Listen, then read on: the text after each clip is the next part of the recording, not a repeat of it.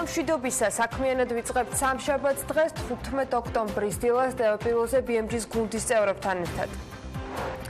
ანაკლის განვითარების კონსორციუმს ანაკლის ღრმაწყლოვანი პორტის პროექტის ფინანსური დახურვის დრო დღეს ეწურება. მას შემდეგ რაც კონსორციუმი ერთ-ერთმა მთავარმა აქციონერმა ამერიკულმა კონტინჯგუფმა დატოვა ინვესტორმა მთავრობას ალტერნატივად რამდენიმე კომპანია წარუდგინა. საბოლოო პასუხი იქნება თუ არა რომელიმე კონტინჯგუფის ჩამონაცვლებელი სამთავრობო კომისიამ 29 ოქტომბრამდე უნდა გადაწყვეტოს.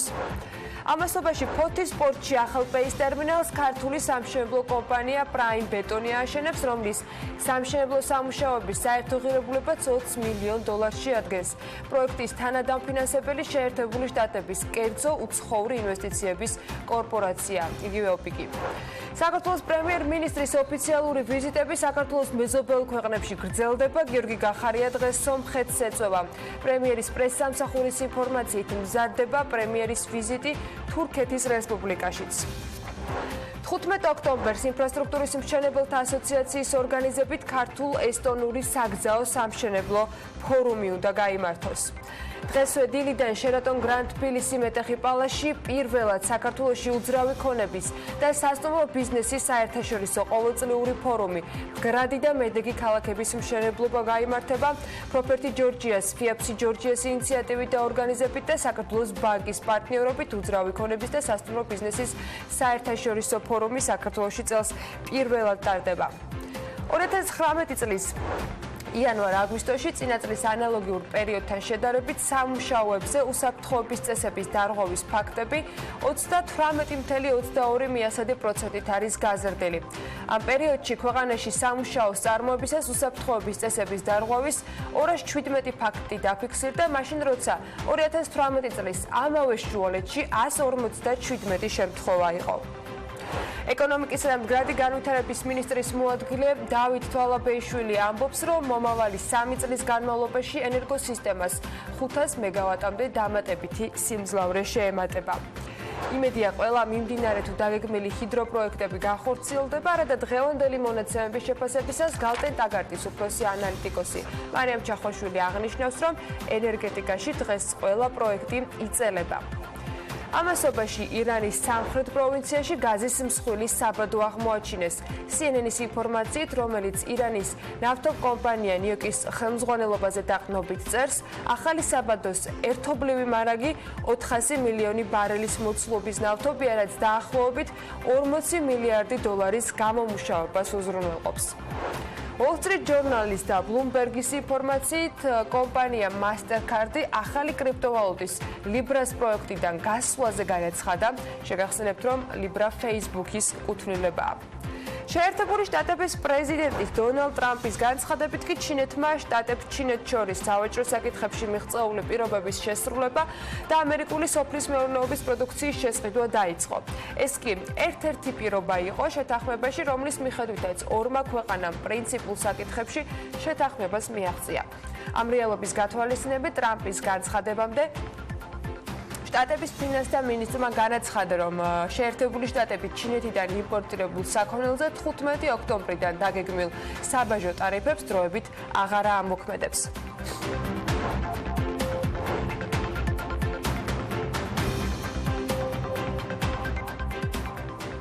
დილა მშვიდობისა, ნობელის და ეკონომიკის დარგის ლაურეატებით უნდა დავიწყოთ დღევანდელი საქმიანი დილა. წელს ნობელის პრემია ეკონომიკის დარგში 3 სპეციალისტს ერგო და იმედი ახლა მათ სახელებს სწორად ვიტყვი, ესენი არიან აფედიჯ ბანერჯი, ესტერ დიუფლოსი და მაიკლ კრემერი. ამ 3 ადამიანმა ეს ჯილდო გლობალური სიღარიბის დაძლევის ახალი ექსპერიმენტალური მეთოდის შემუშავებისათვის მიიღო. შვედეთის აკადემიის განცხადებაში აღნიშნულია, რომ წლევანდელმა ლაურეატებმა წარმოადგინეს ახალი და ეფექტური მეთოდი გლობალური სიღარიბის დაძლევის მიმართულებით. ჯილდოს გადაცემის ცერემონია 10 დეკემბერს ნობელის გარდაცვალების დღეს შედგება. წინა დღეებში ნობელის კომიტეტმა გამოავლინა ლაურეატები ფიზიკის, ქიმიის, მედიცინის, ლიტერატურის და მშვიდობის დარგში. სხვათა შორის ეკონომიკაში პირდაპირ ნობელი ფაქტობრივად არ გაიცემა და აი რაშია საქმე. ეგრეთ წოდებული ბანკირების პრემია 1969 წლიდან გაიცემა. პრემიის დაარსება შვედეთის ცენტრალურ ბანკს უკავშირდება. 68 წელს რისკ ბანკმა ნობელის ფონდში პრემიის უზრუნველსაყოფად აუცილებელი თანხა შეიტანა. პრემიის ოფიციალური სახელწოდება ალფრედ ნობელის სახელობის რისკ ბანკის პრემია ეკონომიკის დარგში. ეკონომიკაში პრემიის გაცემა არ მოიაზრებოდა ნობელის ანდერძით, თუმცა ჯილდო იმავე წესებით გაიცემა, როგორიც ზუსტ მეცნიერებაში და ლიტერატურაში. სტოკჰოლმში სხვა დარგის კომიტეტებთან ერთად ფუნქციონირებს ნობელის კომიტეტი ეკონომიკის დარგშიც.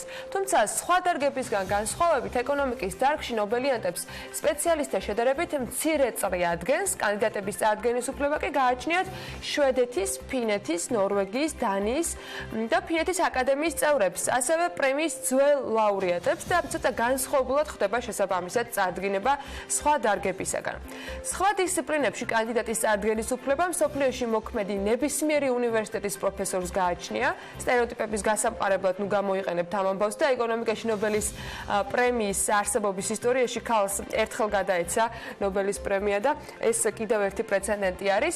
წინა წელს პრემია ორ ამერიკელ ეკონომისტს ერგო, მაგალითად ესენი არიან უილიამ ნორთჰაუსი და პოლ რომერი. რომერმა და ნორთჰაუსმა შეიმუშავეს მაშინ გლობალური ეკონომიკის მდგრადის სამეცნიერო მოდელი და დაადგინეს თუ რა გავლენა ექნება კლიმატის ცვლილებას მსოფლიო ეკონომიკის ზრდაზე. ნუგეთ ასეთი ამბებია მსოფლიოში და ნობელიანტებში ჩვენ ამ დანარჩენ მსოფლიოსთან მიმართებით კი ჩვეულ რეიტინგებში ვეძებთ ახლა საქართველოს პოზიციებს და ამჯერზე საბანკო სფეროს მივატეხით. მიუხედავად იმისა, რომ საბანკო სფერო ჩვენთან საქართველოში განვითარებულია და პროდუქტების მრავალფეროვნების თუ ინოვაციურობის კუთხით განვითარებულ ქვეყნებს ნამდვილად არ ჩამორჩებით, ზოგ შემთხვევაში პირიქით მცირე მოსახლეობიან ქვეყნებში უფრო მარტივია ხოლმე სიახლეების დატესტვა და ასეთი მაგალითებიც გქონია სხვათა შორის ქვეყანაში პლასტიკური ბარათების გამოყენების სიხშირე და რაოდენობა სხვა ქვეყნის მოსახლეობისაგან განსხვავებით, როგორც აღმოჩნდა, პოპულარობით დიდად ვერ სარგებლობს. საქართველოს საგრძნობლად ჩამორჩება ევროპას პლასტიკური ბარათების რაოდენობით.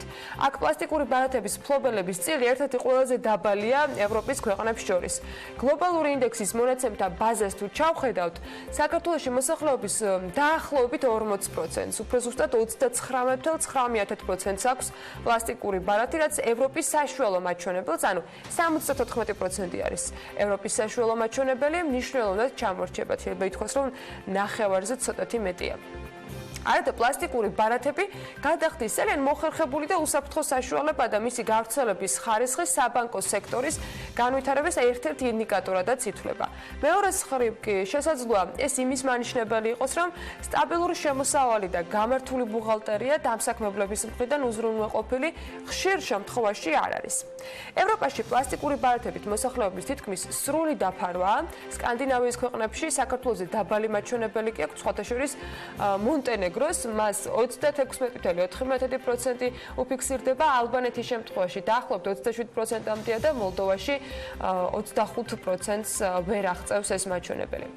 სექტორი ერთ-ერთი ყველაზე განვითარებულია ამავე დროს ჩვენ ქვეყანაში, რა თქმა უნდა, საბანკო სექტორის გულისხმობ, მისი მომსახურებით შეიძლება ცოტა ადამიანი სარგებლობს, მაგრამ ფაქტი არის, რომ ამ ინსტიტუტების სტაბილურობაზე, სიმყარეზე ძალიან ბევრი საერთაშორისო აღიარებაც გვინახავს. საქართველოში საბანკო ანგარიშის მქონე ადამიანების პროცენტული წილით საკმაოდ დაბალი არის ევროპის ქვეყნებს თუ შევადარებთ. გლობალური ინდექსის მონაცემთა ბაზის მიხედვითვე, ქვეყანაში მოსახლეობის მხოლოდ 61.2%-ს აქვს საბანკო ანგარიში, რაც ისევ ევროპის საშუალო მაჩვენებელს რო შევადაროთ, ძალიან მნიშვნელოვნად ჩამორჩება, იმიტომ რომ იქ არის 84%. შეგვიძლია აღვნიშნოთ ისიც, რომ 100%-იანი მაჩვენებელი აქვს მაგალითად ევროპის ჩრდილო-დასავლურ ქვეყნებს, აი დანიას 99.9%, ფინეთს 99.8% და ნორვეგიას 99.7%.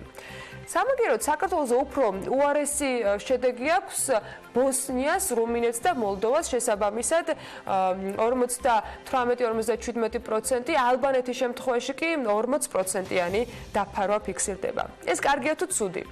შეგვიძლია ალბათ მარტივად ვთქვათ, რომ ცუდია, იმიტომ რომ ესეც იმის მანიშნებელია, რომ ჩვენთან დასაქმება საკმაოდ დაბალ დონეზეა. დიდი ალბათობით კიდევ იმასაც უნდა ნიშნავდეს, რომ 2019 წელსაც დღეს არსებობენ ადამიანები და სამსახურები, სადაც პრიორიტეტი ეგრეთ წოდებულ ხელზე ანაზღაურების გაცემას ენიჭება და ამას თავისი მიზეზები აქვს, რომელსაც ახლა არ ჩავყვები, მაგრამ მე მგონი ყოველთვის ადვილი მისახვედრი არის, მათ შორის გადასახადებთან კავშირი და ასე შემდეგ. ანუ როცა ბუღალტერია უხეშად რომ ვთქვათ, მარტივად ლავირება ნებადია. მოდი ფინანსთა სამინისტროს და შესაბამის უწყობებს მივანდოთ, თან საქმე ისედაც არაკლიათ, ძალიან ბევრ მნიშვნელოვან თემაზე აქვთ მათ მუდმივად განახლებული სტატისტიკა ამა თუ იმ დარღვევებთან დაკავშირებით. ჩვენ სხვა დანარჩენს გადავხედოთ და დიახ, დღეს ის დღეა, როდესაც კალენდარზე 15 ოქტომბრის გამოჩენა ანაკლის კონსორციუმისათვის ანაკლის ღრმაწყლოვანი პორტის პროექტის ფინანსური დახურვის დროის ამოწურვას ნიშნავს. სამუშაო დღის ბოლომდე აქვს კონსორციუმს ვალდებულების შესრულების ვადა, რომ წარმოადგინოს სავალდებულო დოკუმენტი, რომელიც მის მიერ კაპიტალის სრულად შევსებას ადასტურებს. ასევე უნდა წარმოადგინოს წინასწარი არასავალდებულო დოკუმენტი, რომელიც სასესხო დაფინანსების მოპოვებას შეეხება ინვესტორი ბანკების მხრიდან. ამის შემდეგ უკვე შედეგების გათვალისწინებით უნდა შეიკრიბოს კომისია პრემიერ-მინისტრის ხელმძღვანელობით და მიიღოს შესაბამისი გადაწყვეტილება. ეს ოფიციალურად გაწერილი შეთანხმების პირობებია. კონსორციუმი დღეს რაიმე სახის დამატებითი დოკუმენტის წარდგენას სახელმწიფოს უწყობებისათვის არ გეგმავს. გუშინ ლევან ახვლედიანმა გააკეთა განმარტება, რომ მათ შემხვედრი წინადადება და გეგმა გასული კვირის ხუთშაბათს ინფრასტრუქტურის სამინისტროს უკვე მიაწოდეს. ამაზეც აუცილებლად გეტყვით დეტალურად, იქამდე რა ვითარება ამ დროისათვის. მას შემდეგ, რაც კონსორციუმი ერთ-ერთმა მთავარმა აქციონერმა ამერიკულმა კონტიჯგუფმა დატოვა ინვესტორმა მთავრობას, ალტერნატივად ორი კომპანია წარუდგინა ოფიციალურად. ერთ-ერთი არის მერიდიანი და მეორე ჰოლანდიური ვანორდი. გუშინ სხვათაშორის ახვლედიანმა თქვა, რომ კიდევ არის ერთი ამერიკული ფონდი, რომელსაც ჯერჯერობით არ ასახელებს. პრინციპში ჩვენმა მაყურებელმა მერიდიანის შესახებ ყველა ხელმისაწვდომი ინფორმაცია მოისმინა, მათ შორის ისიც, რომ კომპანია ნამდვილად არის კავშირში ყაზახეთის ერთ-ერთი ყველაზე გავლენიანი და შეძლებული ბიზნესმენის ოჯახთან. Forbes ყაზახეთი ამავე დროს ადასტურებს, რომ ნურსულთან ნაზარბაევის სიძის ყულიბაევის გაცხადებული კაპიტალი არის 4 მილიარდი დოლარი მის განკარგვაში. რაც შეეხება თვითონ მერიდიან კაპიტალ ლიმინტედს, ის 2002 წელს დიდ ბრიტანეთის იურისდიქციაში ყაზახეთის უმდიდრესი მოქალაქეების მიერ დაფუძნებული ჰოლდინგი გახლავთ, რომელიც ტრანსპორტის, ინფრასტრუქტურის, ტურიზმის, ვაჭრობის, უძრავი ქონების, ბუნებრივი რესურსების, კვების მრეწველობის, საფინანსო და სხვა სფეროებში მოღვაწე კომპანიებს აერთიანებს. მათ შორის ამ კომპანიასთან დაკავშირებით უნდა მიიღოს სწორედ სამთავრობო კომისიამ გადაწყვეტილება, რომელმაც რამდენიმე დღის წინ ინფორმაციის დაზუსტება ითხოვა.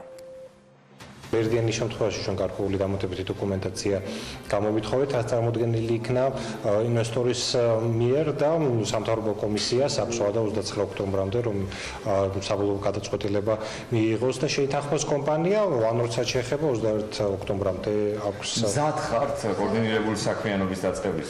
სამინისტრო სააგენტო ყოველთვის აქტიურად თანამშრომლობდა კონსორციუმთან, ინვესტორთან და რა თქმა უნდა იმედი გვაქვს, რომ ეს პროცესი გაგრძელდება მომავალში. როგორც ცნობილია, ანაკლის პორტის პროექტის დაფინანსების შემთხვევაში საერთაშორისო ფინანსური ინსტიტუტები სახელმწიფოსგან პორტის ტვირთბრუნვის რისკების დაზღვევას მოითხოვდნენ, რაზეც ორრაუნდიანი მოლაპარაკებების შედეგად სახელმწიფოსთან შეთანხმება ვერ შედგა. ამ პერიოდის განმავლობაში კი ანაკლის განვითარების კონსორციუმს ალტერნატივის მოძებნა დაევალა, თუ ვინ ჩაუდგებოდა საფინანსო ინსტიტუტებს გარანტორად. ანაკლის განვითარების კონსორციუმის ერთ-ერთი დამფუძნებელი მამუკა ხაზარაძე გუშინ ამ თემაზე საუბრისას რა გადაწყვეტის გზა მოიძებნა, აცხადებს, რომ მოლაპარაკების პროცესში სახელმწიფომ არ აქტიურა. კომპანია ხვალ მისი ოფიციალური წარმომადგენლები დააფიქსირებენ თავის პოზიციას იმის და მიხედვით თუ რა პოზიცია ექნება სახელმწიფოს. მე მთელი პასუხისმგებლობით მინდა გითხრათ, რომ ჩვენი მხრიდან არასდროს დარღვეული არ ყოფილა არც ვადები, არც ინვესტორების წარდგენის გრაფიკი, არც ინვესტორთა რაოდენობა. ამ შემთხვევაში სწორედ ამასთან აგვაქვს საქმე, ჩვენ წავადგენთ ორი ინვესტორი. თუ რატო ხდება ამის გადავადება, ალბათ როცა ღიად იქნება ამაზე საუბარი, ამის შესახებ კომენტარს ჩვენს გავაკეთებთ.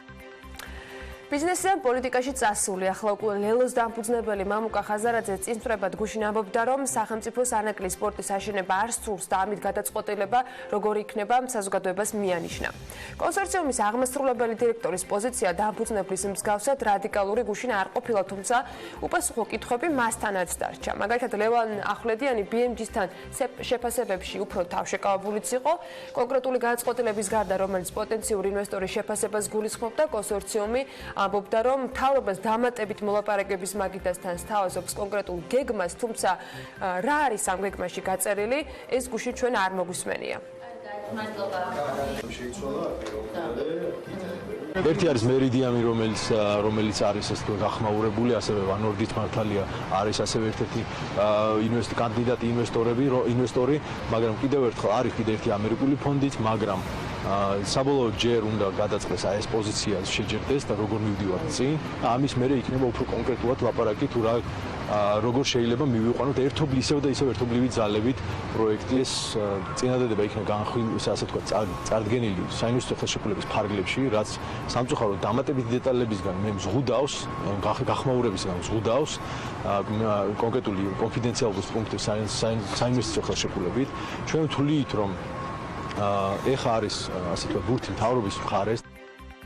როგორ გავათამაშებს ამ ბურთს მთავრობა, ის უკვე მათზე და თამაშის სტილზეა დამოკიდებული, თუმცა კითხვაზე პასუხი კონკრეტულად რას ითხოვს კონსორციუმი არ გვაქვს. ლევან ახვლედიანმა პირდაპირ თქვა, რომ მისი პასუხი იქნებოდა ბუნდოვანი, რადგან ყველაფრის საჯარო თქმის საშუალება არ ჰქონდა, თუმცა ლოგიკურად გაჩენილ კითხვას ითხოვს თუ არა კონსორციუმი მორიგ ჯერზე ვადებთან დაკავშირებით შეთანხმების კორექციას, ესეც არ დაუკონკრეტებია. რაც შეეხება 15 საომეთ, ჩვენი წინადადება კონკრეტულად არის ზოგადი, ანუ არ ეხება კონკრეტულ ვადებს და ვთვლით, რომ კონკრეტულ ვადებზე საუბარი ეხა არის არა, ასე ვთქვათ, მატერიალური ჩვენი მხრიდან, ჩვენ ვფიქრობთ, რომ ეს არის ზოგადი ხედვა გადასაწყოთ როგორ წავიყვანთ პროექტს. კონკრეტული ვადები პასუხზე გაწერილი არ არის და ასე ვთქვათ, დაპირებაც არ მიგვიღი არაფერი, უნდა დაველოდოთ. ვერ გეტყვით სამწუხაროდ. ანუ ითხოვთ ვადების გადავადებას, ეგრე გამოდის, იმიტომ რომ ხო თუ ვერ წარა ბუნდოვანია. ამაზე მეც სამწუხაროდ ჩაიტიეთ ვადებში, ხო ეს? ამაზე მეც სამწუხაროდ ვერ გავაკეთებ. გულისხმობს თუ არა წარდგენილ გეგმაში კონსორციუმის სწორედ ვადების გადაწევას, პირდაპირ ამის დასტური არ მიგვიღია. თუმცა ფაქტია, არც ეს გამოირიცხება. მთავრობა მანეკლიის განვითარების კონსორციუმს საინვესტიციო ხელშეკრულებით გათვალისწინებული ვალდებულებების შესრულება ბოლოს და კიდევ ერთხელ 2019 წლის ბოლომდე გადაუვადა. გადაწყვეტილება ამასთან დაკავშირებით ჯერ კიდევ მამუკა ბახტაძის პრემიერობის დროს ზაფხულში მიიღეს და ამაზე საუბარი ფინანსურ ინსტიტუტებთან ჯერ კიდევ მაისის შუა რიცხვებში დაიწყო. რა ბედიელი სანაკლიას ეს გადაჭრით ნამდვილად არ შეგვიძლია ვთქვათ, მაგრამ ისიც ფაქტია, რომ ღრმაწლოვანი პორტის სამშენებლო სამუშაოები, რომელიც საქართველოს ეკონომიკისათვის, საინვესტიციო გარემოსათვის, უსაფრთხოებისათვის, მათ შორის პოლიტიკურადაც მნიშვნელოვანია, დღეს იქ არ მიმდინარეობს. ანაკლიაში მიუხედავად იმისა, რომ ივნის-ივლისიდან გეგმის მიხედვით სამუშაოები უნდა განხორციელებულიყო, დღეს საზრონი მხოლოდ ის არის, როგორ შეაკავონ მტვერი ქარიანობისას, რომელიც ზღვის ნაპირიდან ამოღებული 500 კუბომეტრი მიწის გაფანტვით ადგილობრივებს პრობლემებს უქმნის. კონსორციუმი ამ პრობლემის გადაწყვეტაზეც მუშაობს, თუმცა მათივე განმარტებით იმ შემთხვევაში, თუ კი სამუშაოები არ შეფერხდებოდა, არც ეს პრობლემა იარსებებდა და არც სტრატეგიულად მნიშვნელოვანი პორტის გაკეთება დადგებოდა კითხვის ნიშნის ქვეშ. ეს კითხვის ნიშანი კი მაქსიმუმ თვის ბოლომდე პასუხს ითხოვს. პასუხს სხვათა შორის კონსორციუმისაგანაც და მთავრობისგანაც, იმიტომ რომ ეს არის ორმხრივი პროექტი, რომელშიც პასუხისმგებლობა როგორც სახელმწიფოს, ასევე კონსორციუმს აქვს. ნახავთ ამ ყველაფერს მოგიყვებით ბიზნეს სიახლეებში, რა თქმა უნდა, მოვლენების განვითარების პარალელურად. ჩვენ კი ახლა დრო არის, რომ გადავხედოთ იმას, რაც BMG-ზე მკითხველს შესაძლოა უკვე გაცნობელიც აქვს. ახლა კი საქმიანი დილის მაყურებელს წარუდგენთ 1 ოქტომბერს დაჯარიმებულ ტაქსის ბრძოლებთან დაკავშირებული საკანონმდებლო ცვლილებების ინიცირება პარლამენტში დღეს არის დაგეგმილი. საქალაქთაშორისო ტრანსპორტი კი ძვირდება. დიდუბის ავტოვაგზლის ინფორმაციით 1 ოქტომბრიდან თბილისის ტყიბულის მიმართულებით მგზავრობის ფასი 10-დან 14 ლარამდე გაიზარდა. ეკონომიკის სამინისტრო გამოთქვამს მზადყოფნას ჩაერთოს ვეტერანი ავიატორების წინაშე მდგარი პრობლემების გადაწყვეტაში. პანკისის ხეობაში 5.4 მეგავატიანი სიმძლავრის ჰიდროელექტროსადგურის ხადორის 3-ის მშენებლობის განახლების ვადები ჯერ კიდევ უცნობია, თუმცა ინვესტორი კომპანია ეკონომიკის სამინისტროსთან ერთად მუშაობას აგრძელებს და ახლო მომავალში პანკისის მოსახლეობასთან მოლაპარაკებების მორიგი რაუნდიც უნდა დაიწყოს. რაც შეეხება ხეობაში კიდევ ერთი ჰესის სამყურის პროექტს, რომელიც დასახლებული პუნქტიდან 15 კილომეტრის დაშორებით მდებარეობს, ინვესტორი კომპანია ფერის აღმასრულებელი დირექტორის თქმით, გეგმავენ რომ მშენებლობა ნოემბრიდან დაიწყონ. ეს არის 27 მეგავატის სიმძლავრის ელექტროსადგური და დიდი იმედი მაქვს, რომ ამ პროექტის პრობლემა არ შეიქმნება, იმედია არასამთავრობოები საქმეს არ გააფუჭებენ, ასე აცხადებს BMG-სთან ლაშა იორდანიშვილი.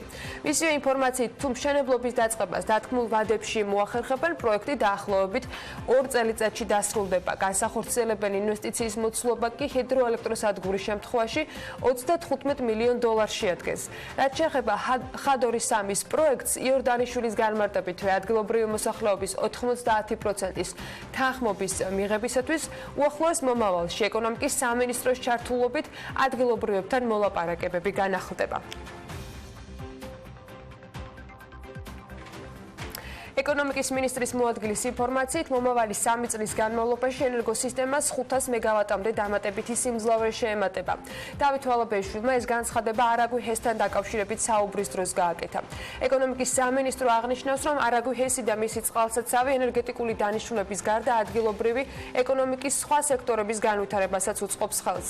ჰესის მშენებლობისას გაყვანილი გზა და ხელოვნური ტბა კი იზიდავს ტურისტებს, აღდგენილი გზით კი ადგილობრივ ფერმერებს საქონლები გადაჰყავთ.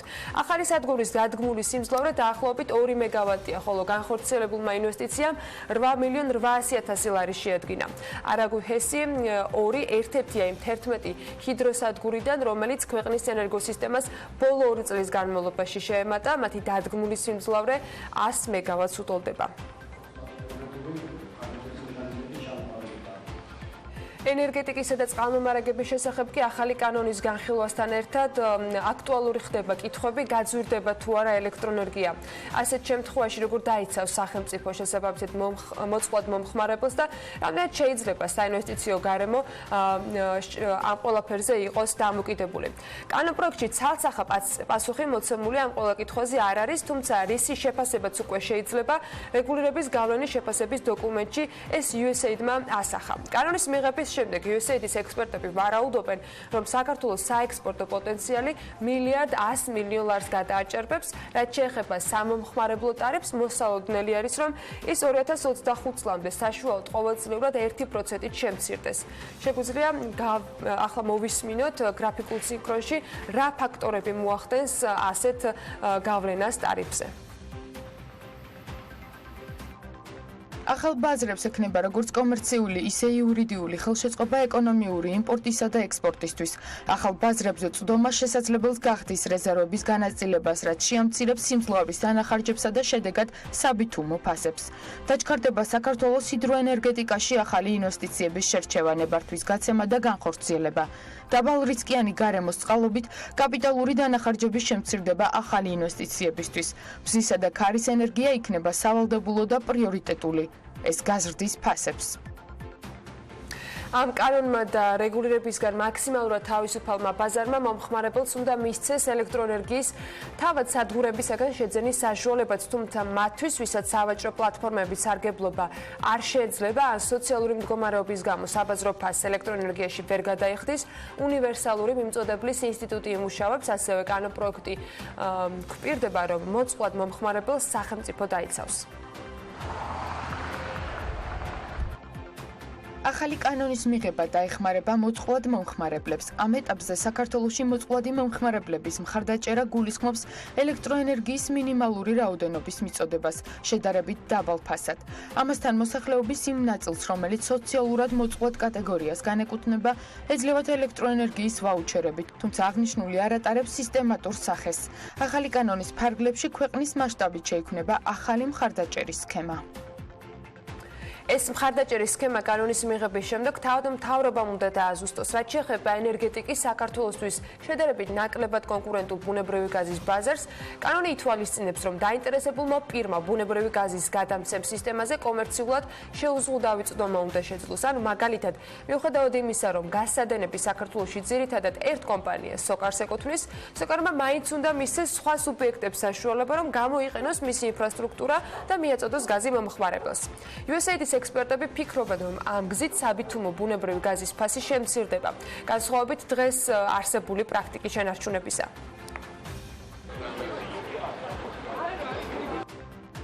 არსებული პრაქტიკის შენარჩუნება გრძელვადიან პერსპექტივაში გამოიწვევს ბუნებრივი გაზის ფასების ზრდას, რაც განპირობებულია ბუნებრივი გაზის რეგიონალურ ბაზრებზე ფასების მოსალოდნელი ზრდის ტენდენციით. ასეთ შემთხვევაში არსებული პრაქტიკის გათვალისწინებით საქართველოს მთავრობის მხრიდან დამატებითი სუბსიდირება გახდება საჭირო. ეს 2019 წლის იანვარ-აგვისტოში წინა წლის ანალოგიურ პერიოდთან შედარებით სამუშაოებზე უსაფრთხოების წესების დარღვევის ფაქტებზე 38.22%-ით გაზრდილი არის რაოდენობა. შინაგან საქმეთა სამინისტროს ინფორმაციით, ამ წლის საანგარიშო პერიოდში ქვეყანაში სამუშაოს წარმოებისას უსაფრთხოების წესების დარღვევის ჯამში 217 ფაქტია დაფიქსირებული, მაშინ როცა 2018 წლის ამავე პერიოდში 157 შემთხვევა იყო. რაც შეეხება გახსნის მაჩვენებელს, უწყება აღნიშნავს, რომ გასული წლის დანაშაულის რეგისტრირებული ფაქტებიდან 9, ანუ 5.73%, ხოლო 2019 წელს 8, ანუ 3.79% საქმე არის გახსნილი.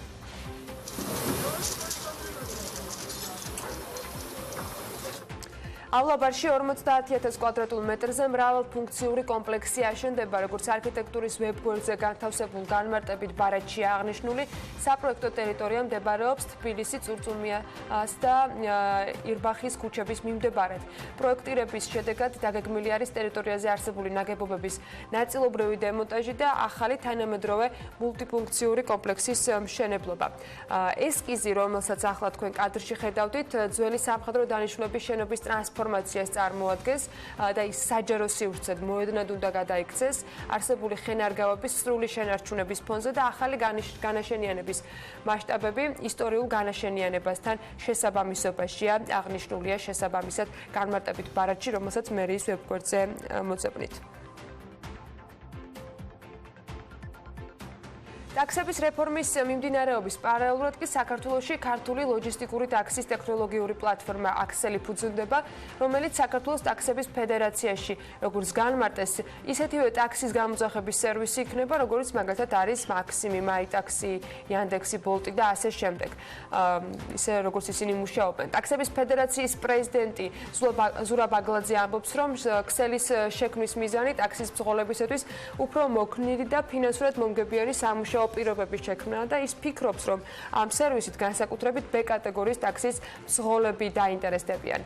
ქართული ლოჯისტიკური ტაქსის ტექნოლოგიური პლატფორმის აქსელის დაფუძნებას ნიუ-იორკში მცხოვრები ქართველი რიჩარდ ყურაშვილი აპირებს და ის ამბობს, რომ აქსელი იქნება ნულოვანი მოგების მიზნით დაფუძნებული და პირველ ჯერზე კომპანია 1000-მდე მძღოლს დაასაქმებს. დღეს 15 ოქტომბერს ინფრასტრუქტურის მშენებელთა ასოციაციის ორგანიზებით ქართულ-ესტონური საგზაო სამშენებლო ფორუმი გაიმართება, რომლის მიზანიც ქვეყნებს შორის გამოცდილების გაზიარება, საგზაო უსაფრთხოების, ინოვაციური ტექნოლოგიების, საავტომობილო გზების ინფრასტრუქტურის რაციონალური მართვა-გაუმჯობესების და სხვა აქტუალურ საკითხებზე მსჯელობაა. ესტონური დელეგაციის შემადგენლობაში კი წარმოდგენილები არიან ესტონეთის საგზაო დეპარტამენტი, ტალინის ტექნიკური უნივერსიტეტი და ესტონური კომპანიები.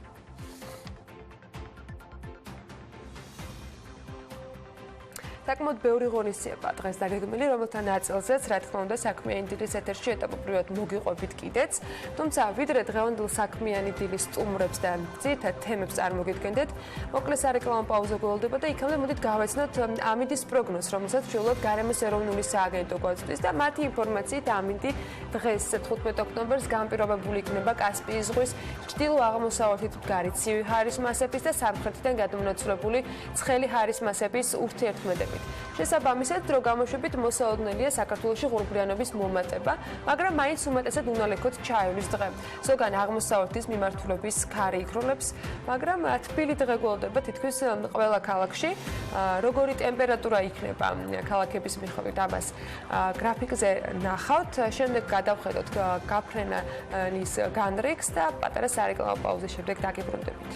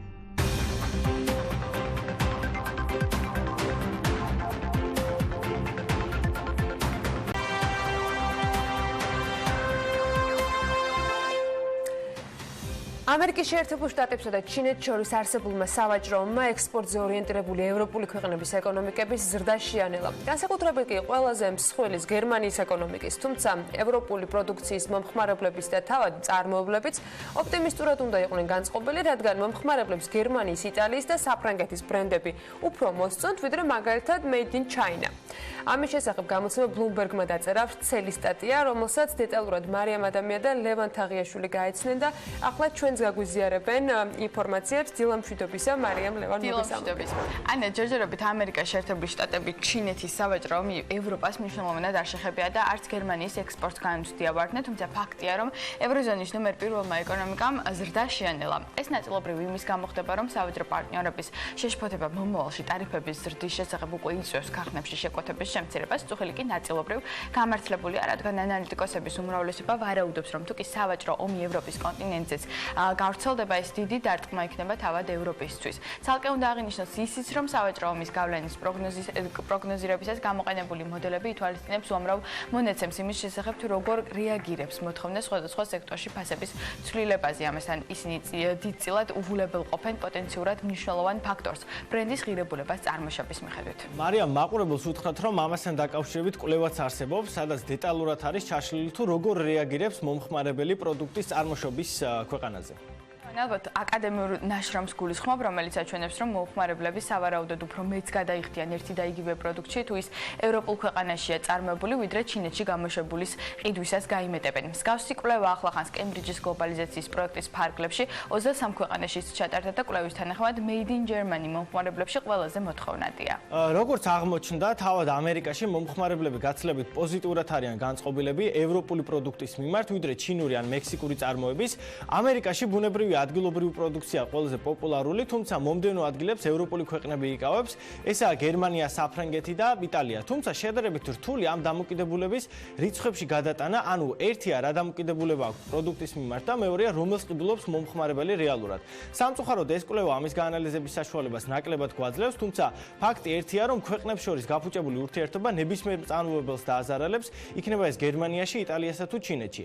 საინტერესოა ვნახოთ, როგორია სრული რეიტინგი უკვე მსოფლიოს მასშტაბით. ყველაზე დიდი პოპულარობით სარგებლობს გერმანული პროდუქტი, შემდეგ მოდის იტალიური, დიდი ბრიტანეთი, საფრანგეთი, იაპონია, კანადა, ამერიკის შეერთებული შტატები და ჰოლანდია.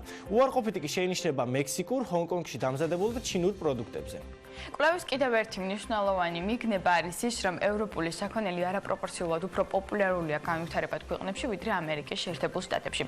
აქვე დავამატებ, რომ ამერიკის შეერთებულმა შტატებმა და ჩინეთმა ვაჭრობის სფეროში ნაწილობრივ შეთანხმებას მიაღწიეს, ამის შესახებ Bloomberg-ი თავის წყაროებზე დაყრდნობით წერს. პეკინი ამერიკული სოფლის მეურნეობის პროდუქციის ყიდვის გაზრდას დათანხმდა, ვაშინგტონი კი თავის მხრივ მზადაა ჩინური პროდუქციაზე იმპორტი შეამციროს გადასახადები, როგორც Bloomberg-ი წერს, ეს შეთანხმება შესაძლოა მსოფლიო შეთანხმების საფუძველი გახდეს, რომელიც სავაჭრო ომს დაასრულებს. გამოცემის წყაროები ირწმუნება, რომ ჩინეთმა და ამერიკის შეერთებულმა შტატებმა სრულყოფილ შეთანხმებას შეიძლება 2019 წლის ბოლომდე მიაღწიონ. მეტი ასია, იმიტომ რომ დიდი ხანია ბირჟები და ზოგადად მსოფლიო ეკონომიკა იტანჯება ამ trade war-ით და ბოლოს გეტყვით, რომ იმისათვის რომ სრული სურათი ვნახოთ, თუ რომელი ქვეყნებიდან ყიდულობს ამერიკა პროდუქტს, უნდა გადავხედოთ მის სავაჭრო პარტნიორებს. 2018 წელს მისი ყველაზე დიდი იმპორტიორი ცხადია ჩინეთი იყო 563 მილიარდი დოლარით, შემდეგ მოდის მექსიკა 349 მილიარდით, შემდეგ კანადა 325 მილიარდით, შემდეგ იაპონია, გერმანია, სამხრეთ კორეა, დიდი ბრიტანეთი და ირლანდია. არც ერთი ამ კომპანიისათვის, რომელიც ამ ქვეყნებში არიან წარმოდგენილები, უცხო არ არის რეკლამა. მადლობა მარიამს და ლევანს. 10 კომპანია, რომელიც რეკლამაში 2018 წელს $1 მილიარდზე მეტი დახარჯეს. დღეს ამაზეც უნდა ვისაუბროთ ცოტა. ეს ბიზნეს ინსაიდერმა გააერთიანა ერთ რეიტინგში. მთლიანობაში ამ მიზნით მსოფლიოს უმსხვილესმა კომპანიებმა $163 მილიარდზე მეტი დახარჯეს, რაც გასული წლის მონაცემებს ბევრად აღემატება. რომელი კომპანიები მოხვდა რეიტინგში და რომლებმა დახარჯეს ყველაზე მეტი თანხა? მარიამ ადამიან მოგვიმზადა სიუჟეტი და მოდით ნახოთ ერთად.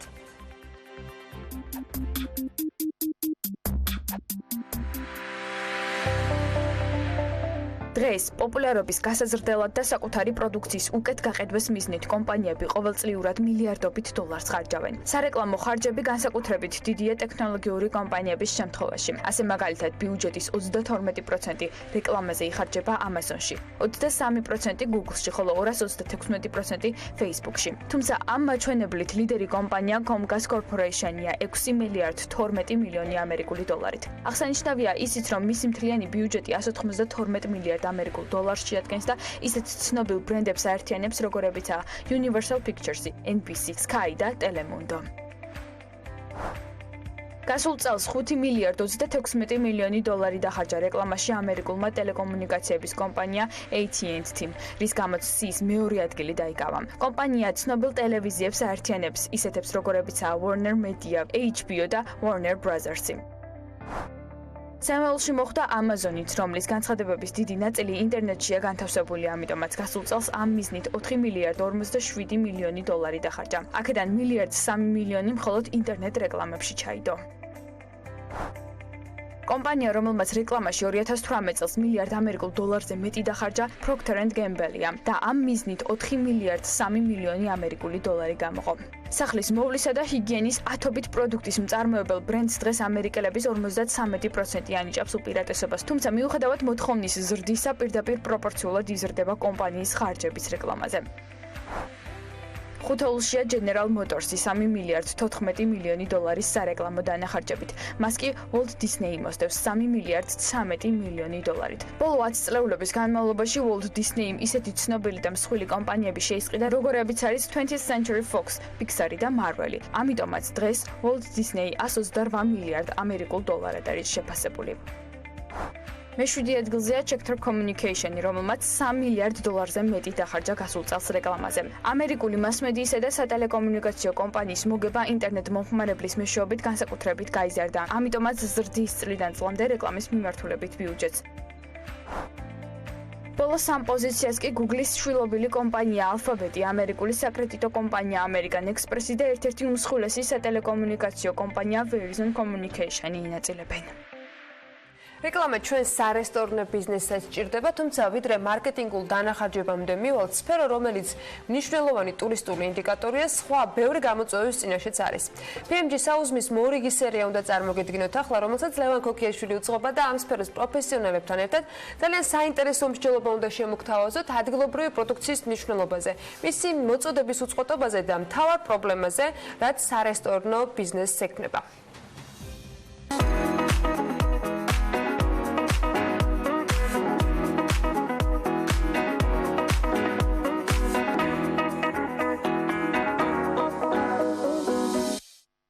მადლობა სტუმრობისთვის, რაზეც უნდა ვისაუბროთ, ალბათ პირველივე წუთიდანვე გასაგებია, ისეთი ხალხი შევიკრიბეთ.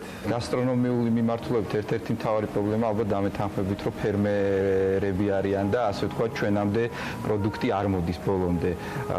აი, რატომ არის, რომ საერთოდ გასტრონომია და ფერმერები ამ ეტაპზე არა ვართ კარგად ერთმანეთთან დაკავშირებული, ეს ხო აი დიდი განვითარების წყაროა. მახსოვს აი შენი Facebook-ის ერთ-ერთი სტატუსი, როდესაც ასე ვთქვათ, სადესერტო ყურძენი მოიყვანე და ფოტო დადე, რომ აი ყველა რომ ამ საღვინეს აკეთებთ რა ეს სომხეთი და რომ შემოდის, ხო ეს რა ქვია სადესერტო ყურძენი, ერთ დღესაც ამხელა კახეთში გადაწყვეტა ჭიჭიკომ რომ ისექნა, რა ქვია სადესერტო ყურძენი გაიგეთ ამ სხალი, ხო აი რატო გვაქვს ეს პრობლემა, ანუ რატოა თეკუნა შენი აზრით, ანუ აი ესეთი პრობლემა ჩვენს წინაშე. ხო აი ესე, იმიტომ რომ თუნდაც მზარეულები პირდაპირ არ მუშაობენ ფერმერებთან, რაც არის აი საზღვარგარეთ მაგალითად, რომ უკვე შუამავალი აღარ არსებობს, ასე ვთქვათ, და უკვე მზარეული მიდის ფერმერთან და ეუბნება, რომ აი შენ ეს თუ მომიყვან, მე ამას ამდენს და ამ ხარისხისას, მე ამას სულ ვიყიდი და უკვე ის ფერმერი კი აღარ ინერვიულებს, რომ ბაზარში უნდა წაიღოს ან ვიღაცას ჩააბაროს, ზუსტად მოყავს ის, რაც უნდა, რომ იმ რესტორანს მოიყვანოს. ჩვენთანაც თუ ეს კონტაქტი აი ფერმერებთან იქნება და აი აი ხა ჭიჭიკოსთვის მარტივი, იმიტომ რომ თვითონ აწარმოებს ძალიან ბევრ პროდუქტს. ძალიან მარტივია ფერმერობა. არ არის, მაგრამ ყოველ შემთხვევაში სტაბილურად, იმიტომაც ეს არის გარანტი ხარისხის, იმიტომ რომ მე მაგალითად ძალიან კარგი პროდუქტი მაქვს, მაგრამ სულ პრობლემა მაქვს, რომ აი ყოველთვის ერთი და იგივე ხარისხი არ მომდის. და აქედან ეს აისახება, იმიტომ რომ საჭმელი რა არის, თუ თავიდანვე ის პროდუქტი არ არის კარგი, როგორ გააკეთებ იმისგან კარგს? უკეთეს ვერ გააკეთებ. თუ კიტრი და პამიდორი კარგი არ გაქვს, რაც უნდა მოასხა ზემოდან, იმას ვერ გააკეთებ კარგს. ამიტომაც პირველი რაც არის, რომ ეს farm to the table კონცეფტი აღსდგეს და ისი გაკეთებაც მინდა და ეხლა რასაც ვაკეთებთ, რომ მე თვითონ მოვიყვანო ან იმ ფერმერებთან ერთად ზუსტად ის პროდუქტი, რაც მე მინდა, რომ ვიყო გარანტირებული ხარისხზე, რომ აი ყოველ სეზონზე აი ეს პროდუქტი მექნება. და ასევე თუ ეს რესტორნები, დიდი ქსელები პირდაპირ გავლენ უკვე ფერმერებზე, ისინიც უფრო მშვიდად იმუშავებენ და ანუ ის აღარ ექნებათ, რომ მაგალითად ბევრი ცუდი სასუქი გაუკეთონ იმაზე, რაოდენობაზე იმუშაონ და აი ასე ეს პრობლემები მოგვარებადია. რა თქმა უნდა, არც ფერმერი არ არის განათლებული, ფერმერი არ არის სპეციალისტი და ასევე შენს სტაბილურობასაც არ ენდო. მოდი ესე ვთქვა, სტაბილურობა ძალიან მნიშვნელოვანია თქვენ ახლა რასაც საუბრობთ. დარწმუნებული უნდა ვიყო, რომ ყოველთვის მოვითხოვ ამდენ მაგალითად ბროკოლს. დარწმუნებული უნდა, ანუ ჩვენ თვითონაც არა ვარ, გზად იმიტომ რომ არ ვიცი. ეხლა იწყება. ანუ სასტარტო პოზიციებში ვარ, მაგრამ ფერმერების წახალისება, ისევე როგორც ჩვენი. ხო, თეთრს გარეთ აი მივედით, ეს დაკავშირებულია კიდევ. სად მივედით და ლევან ფასების დასწრება.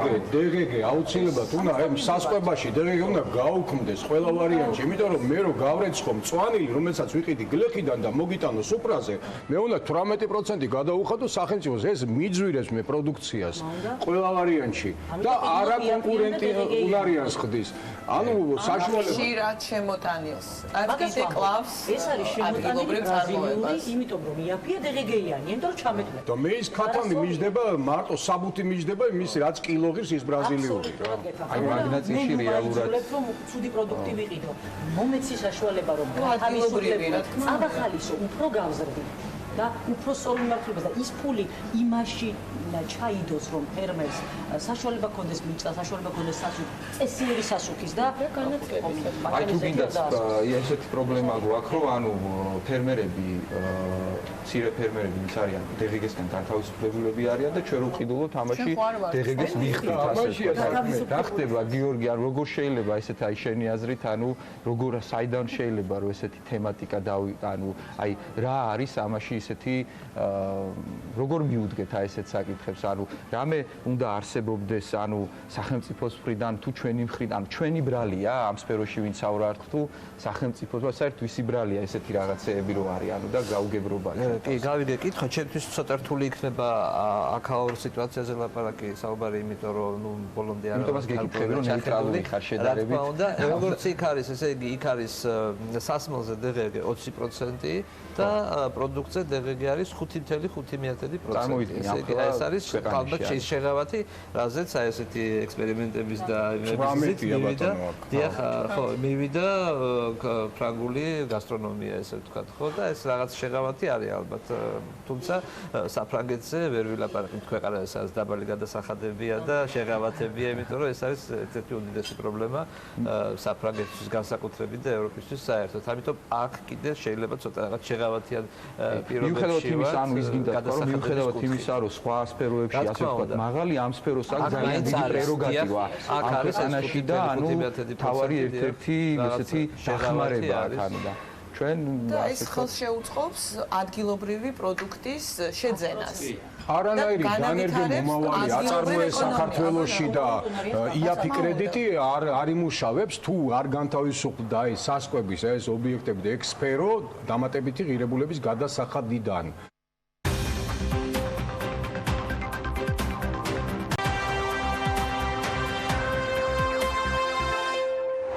პანკისის ხეობაში 5.4 მეგავატის სიმძლავრის ჰიდროელექტროსადგურის ხადორი 3-ის მშენებლობის განახლების ვადები ჯერ კიდევ უცნობია, თუმცა ინვესტორი კომპანია ეკონომიკის სამინისტროსთან ერთად მუშაობას აგრძელებს და ახლო მომავალში პანკისის მოსახლეობასთან მოლაპარაკების მორიგი რაუნდი უნდა დაიწყოს. საქართველოს ამერიკასთან თავისუფალ სავაჭრო შეთანხმებას იმსახურებს, ამ სათაურით გამოაქვეყნა ამერიკულმა ჟურნალმა National Interest-მა სტატია. სააგენტო საწარმოო საქართველოში მხარდაჭერით კომპანიის ეშვიკიცის მიერ წარმოებული საბავშვო ტანსაცმელი იაპონიაში ექსპორტზე გავიდა. კომპანიამ იაპონურ როჰერმანთან ბიზნეს კავშირების საერთაშორისო გამოფენაზე პიტი ბიმბოსთან დაამყარა. შტატების ფასიანი ქაღალდების და ბირჟების კომისიამ დროებით სასამართლო ყადაღა დაადო ორ ოფშორულ კომპანიას, რომელიც სავარაუდოდ შეერთებულ შტატებსა და უცხო ქვეყნებში ტოკენების უკანონო პირველად მონეტარულ შეთავაზებებს აწარმოებდნენ. უნგრეთი და უზბეკეთი თურქულენოვანი საბჭოს სავაჭრო პალატაში ერთიანდებიან. თურქულენოვანი საბჭოს სახელმწიფო მეთაურებს შორის სავარაუდოდ დეკლარაცია დღეს გაფორმდება, რომელიც ერთობლივი საინვესტიციო ფონდის შექმნას მოიცავს. 2020 წლის ზაფხულიდან კი საერთაშორისო მოგზაურების ნაწილისათვის ვენეციაში შესვლა ფასიანი იქნება. ტურისტები, რომლებიც იტალიის ქალაქში ღამით დარჩენას არ აპირებენ, ქალაქის მოსაკრებლის სახით 3 ევროს გადაიხდიან. გადაწყვეტილება ძალაში მომავალი წლის ივლისიდან შედის. ქართულ ინტერნეტიზაციაში 150 მილიონ დოლარს აღარ დახარჯავს. ეს პროექტი შეჩერებულია. ამავე დროს უახლოეს პერიოდში მთავრობა მზად იქნება და ინფრასტრუქტურის მშენებლობის შესახებ უკვე განაცხადს გააკეთებენ. 5 წლის თავზე საქართველოს ეკონომიკის და მდგრადი განვითარების მინისტრი ნათია თურნავა ამბობს, რომ პროექტის მიმდინარეობისას არაჯეროვანი მენეჯმენტის გამო თავადაც უკმაყოფილოა.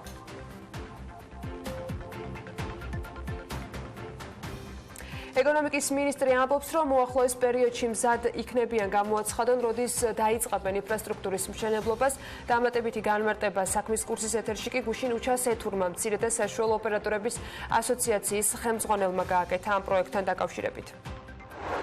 უნდა მოხდარიყო მხოლოდ ქსელის შენებლობა, უნდა მოხდარიყო მისი ოპერირება, მაგრამ ოფერნეტი არ იქნებოდა ერთიანი სერვისის მიმწოდებელი, ცოტა ტექნიკურია, შეიძლება ის და მაყურებლისთვის ასე ვთქვათ, სულად გასაგები იყო. შეერთებოდნენ სხვა ოპერატორებიც, ხო? ეს იდეა არ იყო მთავარი იყო იდეა ის, რომ ასე ვთქვათ, ბოლო პროექტის projektით უნდა შექმნას ერთიანი ქსელი, რომელიც მოახდენს დაუშვათ თუ არის მაგისტრალი თბილისიდან ქუთაისამდე და არ არის მაგისტრალი ქუთაისიდან ლენტეხამდე, მოხდება ერთიანი ქსელის, არხის ორგანიზება ოფერნეტის მიერ და არ მოუწევს ოპერატორს, რომ მას ცალ-ცალკე ესაუბრო საერთოდ მონაკვეთებზე, ცალკე დაუშვათ დიდ ოპერატორს, რომელსაც აქვს ეს ქსელი თბილისიდან დაუშვათ წყალტუბომდე და ცალკე მოელაპარაკოს ამაზე ოფერნეტს წყალტუბოდან ლენტეხამდე. მთლიანად მოხდება თბილისიდანვე მოხდება ერთიანი არხის ხელმისაწვდომობის უზრუნველყოფა. ნათია თურნავას არანაირი მონაწილეობა არ მიუღია თბილისის აეროპორტის კერძო ინვესტორებისათვის გადაცემის პროცესში, რომელიც 2005 წელს განხორციელდა. ასე გამოეხმაურა ეკონომიკის სამინისტრომ დეპუტატ დავით ჭიჭინაძის განცხადებას. ამ განცხადებაში აღნიშნულია, რომ თურნავას წინააღმდეგ ცრუ ინფორმაცია ვრცელდება და განმარტავენ, რომ 2005 წელს ეკონომიკის სამინისტროსთან ამგვარი კავშირი თურნავას არ ქონია, რაც შეეხება ამ ჯგუფის მიერ მედიაში გავრცელებულ წერილს ავიატორებისადმი ის ნამდვილად ეკუთვნის თურნავას, მაგრამ დაწერილი არის 2004 და არა 2005 წელს, როგორც ამას დეპუტატი აღნიშნავს. უფრო მეტიც ხსენებული წერილი კიდევ ერთხელ ადასტურებს, რომ თურნავა იმ დროსაც პრივატიზების პროცესის გამჭვირვალე და სამართლიანი გზით ჩატარების მომხრე იყო, თუმცა თუ ეს ასე არ მოხდა, სამინისტროდან მისი წასვლის შემდეგ ეს კითხვა ბატონმა დეპუტატმა ნათია თურნავას მისამართით არ უნდა დასვას, განმარტავს ეკონომიკის სამინისტრო განცხადებაში, რომელიც გუშინ გავრცელდა. საქალაქთაშორისო ტრანსპორტი ძვირდება დიდუბის ავტოვაგზლის ინფორმაციით. 1 ოქტომბრიდან თბილისი ტყებულის მიმართულებით მგზავრობის ფასი მაგალითად 10 ლარიდან 14 ლარამდე გაიზარდა. მგზავრების ნაწილი აღნიშნავს, რომ ბოლო პერიოდში გაზრდილი ტარიფით მოძრაობენ სამეგრელოსა და იმერეთის მიმართულებით მოძრავი სხვა მიკროავტობუსებიც. მაგალითად წალენჯიხის მიმართულებით მგზავრობის ფასი 15-დან 20 ლარამდეა გაზრდილი, ხონის მიმართულებით კი 12-დან 15 ლარამდე. როგორც დიდუბის ავტოვაგზლის გენერალური დირექტორი ნესტორ მიქაძე BMG-სთან ამბობს, ტარიფების გაზრდა მძღოლების მომართვის საფუძველზე მოხდა, მიზეზად კი სავალუტო რყევების სახელდება. მიქაძის ინფორმაციით გასული წლის შემდეგ ჯერ არ გაძვირებულა თბილისი-ქუთაისის მიმართულება, რომლის ფასიც 12 ლარია, ასევე 12 ლარი ღირს წყალტუბოში მგზავრობაც. ბათუმის მიმართულებით კი მგზავრობის ფასი 20 ლარი ღირს. რაც შეეხება თბილისი-გორის მიმართულებას, ამ ხაზზე მძღოლებმა მგზავრობის ფასი 3-დან 4 ლარამდე გაზაფხულზე გააძვირეს. სააგენტო საწარმოო საქართველოში მხარდაჭერით კომპანიის ეშვიქიცის მიერ წარმოებული საბავშვო ტანსაცმელი იაპონიაში ექსპორტზე გავიდა.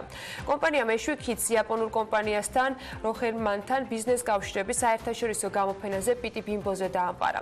ეს ერთ-ერთი ყველაზე ცნობილი მაღაზია არა მხოლოდ იაპონიის, არამედ შეერთებული შტატების მასშტაბითაც. გამოფენა პიტი ბიმბო 2019 წელს ივნისში ფლორენციაში გაიმართა, სადაც სააგენტო საწარმოო საქართველოში მხარდაჭერით ამ კომპანიასთან ერთად კიდევ 3 ქართული კომპანია ჟირაფი, ანცი და სპილოუ იყო წარმოდგენილი. BMG-ის ინფორმაციით მსოფლიოში 61 უმსხვილესი ბრენდი ბანანა რეპუბლიკის საქართველოს ბაზრიდან გადის. ბრენდის ერთადერთი ოფიციალური მაღაზია თბილისი მოლის პირველ სართულზე მდებარეობს, რომელიც სამუშაო საათებში მიმდინარე კვირაში უკვე დაკეტილი იყო. ინფორმაციის გადამოწმების მიზნით ჩვენ ბრენდის ოფიციალურ წარმომადგენლობას რითეილ გრუპ ჯორჯიას დაუკავშირდით, სადაც გვითხრეს, რომ მაღაზია ჯერჯერობით დაკეტილი არ არის და ბრენდთან ოფიციალურად შეთანხმებულ დეტალურ ინფორმაციას უკვე დაახლოებით 2 კვირაში გაავრცელებენ. პედიატრიული კლინიკა Kids & Co-ს დირექტორი ამბობს, რომ ფული, რომელსაც საყოველთაო ჯანდაცვაში სახელმწიფო ხარჯავს, არარაციონალურად გამოიყენება. მისი თქმით, ამ სერვისს სახელმწიფო არ უნდა ახორციელებდეს და ის კერძო სადაზღვაო კომპანიების ოპერირების ქვეშ უნდა იყოს. მიზეზად კი ივა ყაჭიური ამ თანხების არარაციონალურ და არაეფექტურ ხარჯვას ასახელებს. მან საყოველთაო ჯანდაცვის პროგრამაში ჩართული კლინიკების კიდევ ერთ პრობლემაზე ისაუბრა. BMG-სთან ის აღნიშნავს, რომ სახელმწიფო სამედიცინო დაწესებულებებს თანხების ჩარიცხვას 5 თვით უგვიანებენ, რაც ბევრ კლინიკას დიდი გამოწვევის წინაშე აყენებს. ის ფული, რომელსაც სახელმწიფო იხდის და ხარჯავს ამ მიმართულებით, არარაციონალურად გამოიყენება და არარაციონალურად იხარჯება, ესეც ფაქტია, იმიტომ რომ პრაქტიკულად ვერ ხდება ფულის დაგროვება ერთთან რამოდენიმე ხელში და მე ამ ფულის რეინვესტირება ისევ სამედიცინო სექტორში, ხარისხის გაზ და ახალი რაღაცეების შემოწმება და ასე შემდეგ. მე ყოველ შემთხვევაში ასე ვფიქრობ, რომ ჯობია სახელმწიფო საერთოდ არ იყოს ამ სერვისების ყიდველი. რა თქმა უნდა, კერძო სადაზღვაო კომპანიები უნდა ახორციელებდნენ ამ მისიას და სახელმწიფო უნდა ყიდულობდეს თავისთვის საჭირო სერვისებს სწორედაც რომ კერძო სადაზღვაო კომპანიებში, რაც ჩემის აზრით ბევრად უფრო ხარჯეფექტური იქნებოდა. მართალია ლევან თაღიაშვილი მსოფლიოს ტექნოლოგიურ კონგრესს ერევანში არ დასწრებია დილიდან საქმიანი დილის ეთერში, თუმცა მარკეტერის სტატიის და ინტერნეტ მასალის დახმარებით შეძლო რომ მთავარი აქცენტები დღევანდელი ეთერისთვის შეეკრიბა. ხელოვნური ინტელექტის მიერ დაწერილ მუსიკალურ კომპოზიციას და სხვა საინტერესო თემებზე სწორედ ის მოგვიყვება. ლევანი გვერდება ახლა საქმიანი დილის ეთერში. ლევან კიდევ ერთხელ მოგესალმებით. კიდევ ერთხელ დილა მშვიდობის. როგორც მარკეტერი წერს, ტექნოლოგიური კონგრესის ერთ-ერთი ამომავალი წერტილი დივერსიფიკაციაა, რათა სიახლეებზე წვდომა და ინფორმაცია ყველა სახელმწიფოს ჰქონდეს განურჩევლად კონტინენტის თუ ქვეყნის ზომისა. სწორედ ამიტომ 2019 წელს სომხეთი, კონკრეტულად კი ერევანი არჩიეს. ძირითადი თემები, რაც ფორუმზე განიხილეს, იყო ხელოვნური ინტელექტი, კვანტური კომპიუტერები, სახელმწიფოების IT თავდაცვის პოლიტიკა, 5G ინტერნეტი, IoT სისტემა, ანუ ნივთების ინტერნეტი, გენური ინჟინერია და ამ საკითხების ეთიკური მხარები, რაც ჩემი აზრით ყველაზე საინტერესო ნაწილია. ერთი საინტერესო დეტალი გახსნის ღონისძიება სწორედ ხელოვნური ინტელექტის გარშემო აიწყო. ერევანის რესპუბლიკის მოედანზე მოწყობილ დიდ სცენაზე 10,000-ობით ადამიანის თვალწინ 15 ქვეყნის 100 მუსიკოსისგან შემდგარმა ორკესტრმა ხელოვნური ინტელექტის მიერ დაწერილი კომპოზიცია შეასრულა. როგორც ამერიკის შეერთებული შტატების მთავრობის ყოფილი წარმომადგენელი რიჩარდ კლარკი აღწერს, ჩვენ ციფრული განვითარების პირველ ფაზაში ვიმყოფებით, მომდევნო ეტაპი კი ხელოვნური ინტელექტი, კვანტური კომპიუტერები და 5G ინტერნეტი იქნება. კონგრესზე ხელოვნური ინტელექტის როლი IT უსაფრთხოების კუთხით უფრო იყო ხაზგასმული. ამ თემას სხვადასხვა ქვეყნის მთავრობების წარმომადგენლები და ექსპერტები პანელ დისკუსიების რეჟიმში განიხილავდნენ და ყოველ ჯერზე ხაზს უსვამდნენ IT უსაფრთხოების სისტემაში ხელოვნური ინტელექტის ინტეგრირების აუცილებლობას. AI-ს როგორც კიბერშეტევების წინასწარმეტყველებისა და მათზე ადამიანების სწრაფად რეაგირების საშუალებას. რიჩარდ კლარკი კი ამბობდა, რომ მომავლის ომები უსისხლო იქნებაო, მიუხედავად სომხეთის პოლიტიკისა და კონგრესზე რუსეთის მთავრობის საკმაოდ დიდი წარმომადგენლობისა, კლარკი ღიად საუბრობდა 2008 წელს საქართველოს რუსეთის კიბერშეტევაზე. ასევე განიხილავდა უკრაინის შემთხვევასაც და ამბობდა, რომ ჩვენ ყველანი IT კომპანიის თანამშრომლები ვართ, განურჩევლად იმისა თუ სად მუშაობთ, იქნება ეს საავადმყოფოები, უნივერსიტეტები თუ მშენებლობები და ამბობდა, რომ ჩვენ ციფრული მოქალაქეები ვართ. ლევან, შენ დასაწყისში გენური ინჟინერია და მისი მორალური დილემები ახსენე. ამ კუთხით რა საინტერესო მესიჯები გააჟღერდა და უფრო მეტი გითხარი ამის შესახებ. კი, როგორც სტატიის ავტორი ხატია თორდუა წერს, ყველაზე საინტერესო და შთამბეჭდავი მაინც იმ ადგილის აღმოჩენა იყო, სადაც ხელოვნური ინტელექტი ხვდება გენეტიკას. ნელ-ნელა მკაფიოდ იკვეთება, რომ მეცნიერებას აღარ აქვს ფუფუნება ბავშვთა და ავადობასა და სიკვდილიანობას არ ებრძოლოს. ამაზე საუბრობს გენომიკისა და გეოპოლიტიკის ექსპერტი ჯეიმი მეცლი, რომლის თქმითაც გვეძლევა შესანიშნავი შესაძლებლობა ხელოვნური ინტელექტისა და მედიცინის დახმარებით განაყოფიერებისთანავე შევისწავლოთ და საჭიროების შემთხვევაში ჩავანაცვლოთ კიდევ ჩვენი შვილების მუტირებული გენომები, რომ მომავალ თაობებში გენეტიკური დაავადებების განვითარების რისკმა აღარ იარსებობს. ეს საკითხები ბუნებრივი ასე მარტივად ვერ გადაწყდება და არსებობს მორალური დილემები, თუ რამდენად გამართლებულია ეს ნაბიჯი და ადამიანის გენეტიკაში ჩარევა. ფაქტი ერთია, რომ მაგალითად 1 წლის წინ ჩინეთში დაიბადნენ გენმოდიფიცირებული ტყუპები, რომელთა მშობლებსაც შიცი ჰქონდათ, თუმცა პატარები ამ დაავადების მატარებლები ამჟამად არ არიან. ეს სწორედ ამ ტექნოლოგიის წყალობით მოხდა, ემბრიონულ ფაზაშივე შეისწავლეს მათი გენომები და მუტირებული ჯანსაღი გენომები ჩაანაცვლეს. ხართ თუ არა ამ ყველაფრის მომხრე ეს თქვენი გადასაწყვეტია, ну, რა ვიცი, მე პირადად ადამიანის ცხოვრებაში ტექნოლოგიების ჩარევის ცოტა არ იყოს მეშინია და წინააღმდეგიც ვარ, მაგრამ საბოლოოდ ფაქტია, რომ არჩევანი თქვენზეა. ასევე საინტერესო იყო Google-ის კვანტური კომპიუტერი, რომელსაც ციფრული განვითარების სრულიად ახალ ფაზაზე გადავყავართ, რადგან შესაძლებელს ხდის 3 წუთსა და 10 წამში გამოთვალოთ ის, რისთვისაც დღეს არსებულ სუპერკომპიუტერებს დაახლოებით 10,000 წელი დასჭირდებოდათ. ხაზგასმული იყო ასევე 5G-ის მნიშვნელობა iOS-ის, ანუ ნივთების ინტერნეტის კუთხით. ამ ტექნოლოგიების ამოქმედება წინგადადგმული ნაბიჯია იმდენად, რამდენადაც შესაძლებელი ხდება სამეცნიერო ფანტასტიკის ჟანრის ყოველდღიურობაში გადმოტანა. კერძოდ, ქუჩებში თვითმართვადი მანქანების და სხვადასხვა ინტერნეტთან დაკავშირებული ჭკვიანი მოწყობილობების გამოჩენა. და ბოლოს კიმ კარდაშიანი, რომელიც კონფერენციის ერთ-ერთი სტუმარი და მთავარი სპიკერი იყო, მან საკუთარი ციფრული, უფრო კი სოციალური მედიის გამოცდილება გაუზიარა მსმენელებს. მოგეხსენებათ, ის ოჯახურ რეალიტი შოუში 11 წლის ასაკიდან მონაწილეობს.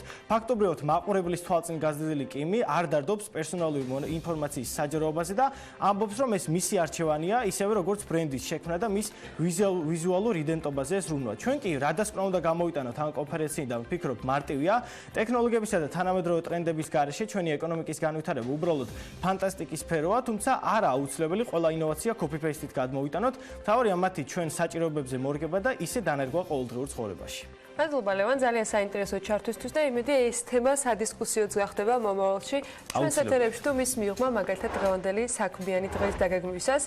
ახლა უკვე თათია ჩაფიჩაძეს ერთად უნდა გავაგრძელოთ ეთერი და თან ძალიან საინტერესო თემაზე. 18 ოქტომბერს ქალაქ თეთრწყაროში RDFG-სა და სოციალური მომსახურების სააგენტოს ორგანიზებით დასაქმების და პროფესიული განათლების ფორუმი გაიმართა. ღონისძიება ქვემო ქართლის სამუშაოს მაძიებელთა პროფესიულ გადამზადებას და მათ დამსაქმებლებთან დაკავშირებას ისახავს მიზნად. უფრო მეც ჩვენი სტუმრებისაგან მოვისმენთ, რომელსაც როგორც გითხარით, თათია უმასპინძლებს, თათია მოგესალმები და მესალმები შესტუმრებს. მშვიდობის ანა, მივესალმები ჩვენს მაყურებელს. საკმაოდ საინტერესო ღონისძიება იმართება 18 ოქტომბერს თეთრწყაროში და დარწმუნებული ვარ, რომ ადგილობრივ მოსახლეობას განსაკუთრებით აინტერესებს და უფრო მეტ დეტალს უკვე ჩვენ სტუმრებთან ერთად გავავისაუბრებთ უფრო მეტ დეტალზე. ვანო გრიგალაშვილი ასოციაციის სამხარეო განვითარების მომავალი საქართველოსთვის თავმჯდომარე ნელი რევაზაშვილი, ამავე RDFG-ის სოფლის განვითარების პროექტების მენეჯერი და მარიამ ბეზარაშვილი სოციალური მომსახურების სააგენტოს დასაქმების პროგრამების დეპარტამენტის უფროსია ჩვენი სტუმარი. მადლობა ბატონებო და ქალბატონებო კიდევ ერთხელ სტუმრობისთვის. ბატონო, მოდი თქვენგან დავიწყოთ. როგორც ვიცით, პირველად არ ტარდება მსგავსი ფორუმი თეთრწყაროში. თქვენ პროგრამის განმახორციელებელი ხართ ემპარტის პროგრამის ამ რეგიონში და უფრო დეტალურად რომ გითხრათ, რას ისახავს მიზნად მსგავსი ფორუმები და რითი იქნება წლევანდელი ფორუმი განსაკუთრებული წინაწლებისგან? დილა მშვიდობისა, უპირველეს ყოვლისა დიდი მადლობა მოწვევისთვის. ზოგადად მინდა დავიწყო, რომ ჩვენი ორგანიზაცია RDFG მუშაობს სოციო-ეკონომიკურ განვითარებაზე. ჩვენი ამოცანა არის, რომ რეგიონში, ესე ვთქვათ, უფრო გეგმაზომიერი მიდგომები იყოს გამოყენებული, რისთვისაც ვიყენებთ ევროპულ მიდგომას, თვითონ ემპარტის პროექტი ნერგავს ლიდერ მიდგომას, სადაც მნიშვნელოვანია ყველა მხარის ჩართულობა, ვინც ვთქვათ გარკვეულ გავლენას ახდენს რეგიონის განვითარებაზე, ესე როგორც კერძო სექტორი, საჯარო და სამოქალაქო, მაგრამ რაც ყველაზე მნიშვნელოვანია, ჩვენ ამ ნებისმიერ საქმიანობას ვიწყებთ კვლევებით და შემდგომში უკვე გრძელვადიანი სტრატეგიის განვითარებით. ზუსტად იგივე მიდგომით ვიმუშავეთ თეთრწყაროში, სადაც შეიქმნა თეთრწყაროს მუნიციპალიტეტის განვითარების სტრატეგია და ამ სტრატეგიის ერთ-ერთი მნიშვნელოვანი მიმართულებაა, რა თქმა უნდა, შესაძლებლობების შექმნა, როგორც სოციო-ეკონომიკურ ეკონომიური მიმართულებით, ასევე ნებისმიერი მიმართულებით, რომელიც ადგილობრივებს გაუმჯობესებას მოუტანს მათ, ესე ვთქვათ, ცხოვრებაში. ჩვენ მუშაობთ როგორც თვითონ მცირე და საშუალო ბიზნესის განვითარების, სადაც ადამიანებს საშუალება ეძლევა, რომ თვითონ თავის საქმიანობა დაიწყონ, ასევე ვისაც სურვილი აქვს, რომ დასაქმდეს და თქვათ დაქირავებული თანამშრომელი იყოს, ამ მიმართულებითაც საკმაოდ დიდი რამდენად არის აქტივობა ბიზნესის მხრიდან და ასევე მოქალაქეების მხრიდან და წინა ფორუმების შედეგები როგორია, რა საჩვენებს ეს მუშაობა?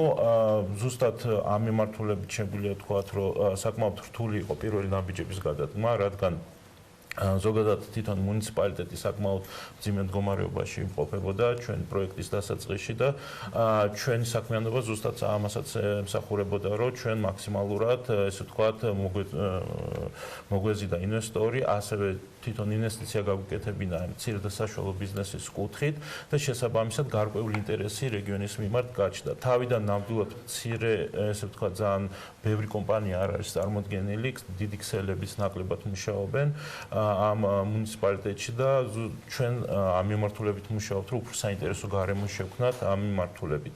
აქედან გამომდინარე, შეგვიძლია შედეგები ვთქვათ, რამდენი ადამიანი დასაქმდა წინა ფორუმებზე, როგორ იყო, რამდენით გაიზარდა ახლანდელი ფორუმის ჩვენ მოდით აქ მნიშვნელოვანი საკითხი ვთქვათ, რომ მნიშვნელოვანი კომპონენტი ამ პროექტის არის ინოვაციური მიდგომა, რომელიც ჩვენ ევროპიდან გადმოვიღეთ, ეს არის implement shuttle არის, ანუ დასაქმების პროგრამას ვეძახით ქართულად, სადაც ამ მიდგომის შედეგად საკმაოდ დიდი, ესე ვთქვათ, ძალისხმევა დავხარჯეთ იმაზე, რომ გაგვიაქტიურებინა ის პასიური მოსახლეობა, რომელიც, ესე ვთქვათ, დიდი სურვილი აქვს, ვთქვათ, რომ გარკვეული სამსახური იპოვოს, მაგრამ ნაკლებად, ესე ვთქვათ, შესაძლებლობები აქვს ანწუნება ინფორმაციაზე. ამიტომაც მთელი ამ პროგრამის იდეა არის დაკავშირება განსაქმებლის და ესე ვთქვათ, მაძიებლის და ამ მიმართულებით უკვე 6, ესე ვთქვათ, ნაკადი აი ამ implement shuttle-ის ჩატარდა, რომელიც ამ ეტაპზე უკვე საკმაოდ, ესე ვთქვათ,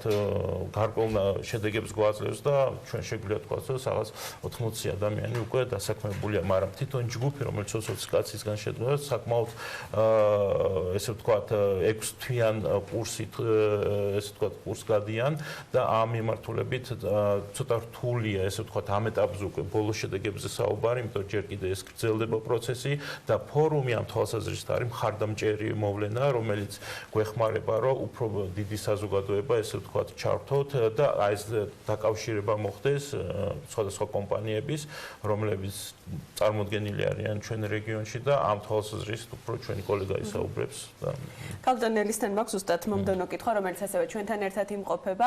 კალბატონელი, მოგესალმებით კიდევ ერთხელ, მადლობა სტუდიაში სტუმრობისთვის. რითი იქნება განმორჩეული წლევანდელი ფორუმი, ვის ექნება მონაწილეობის საშუალება, რამდენად აქტიური იყო წელს უკვე ბიზნესი და ასევე პროცესების შესახებაც რომ იმაწოდოთ დაინტერესებულ ადამიანებს ინფორმაცია, როგორ უნდა მოხვდნენ ფორუმზე, რა არის ამისთვის საჭირო. მოგესალმებით, პირველ რიგში მივესალმებით თქვენს მაყურებელს და მადლობა მინდა გადაგიხადოთ მოწვევისთვის. რაც შეეხება თეთრი წყაროს ფორუმს, იგი ნამდვილად გამორჩეული იქნება ყველა სხვა სტანდარტული ფორუმებისაგან, რომელიც განსაკუთრებით ჩვენ ასოციაციას ჩაუტარებია და გააერთიანებს არა მარტო მსხვილდამსაქმებელ კომპანიებს, არამედ პროფესიულ საგანმანათლებლო დაწესებულებებსაც. რატომ მოხდა ამ გადაწყვეტილების მიღება? პირველ რიგში ჩვენ როგორც დასაქმების ხელშეწყობის პროგრამების გამახორციელებელი ორგანიზაცია ყოველთვის ვცდილობთ, რომ მაქსიმალურად მოხდეს დაკავშირება სამუშაოს მაძიებლისა და დამსაქმებლის.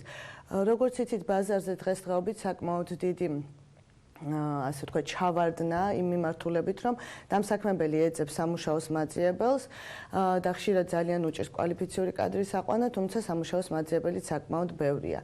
შესაბამისად, ერთ-ერთი მთავარი მიმართულება ეს არის პროფესიული მომზადება გადამზადების პროგრამებზე ხელმისაწვდომობის გაზრდა, ზოგადად ამ მიმართულებით მოსახლეობის ცნობიერების ამაღლება და რა თქმა უნდა ადგილობრივ დონეზე, რადგან შეზღუდულია წარმომადგენლების საგანმანათლებლო დაწესებულებების, მოსახლეობის ხელმისაწვდომობის გაზრდა ამ კონკრეტულ საგანმანათლებლო დაწესებულებებთან მიმართებაში.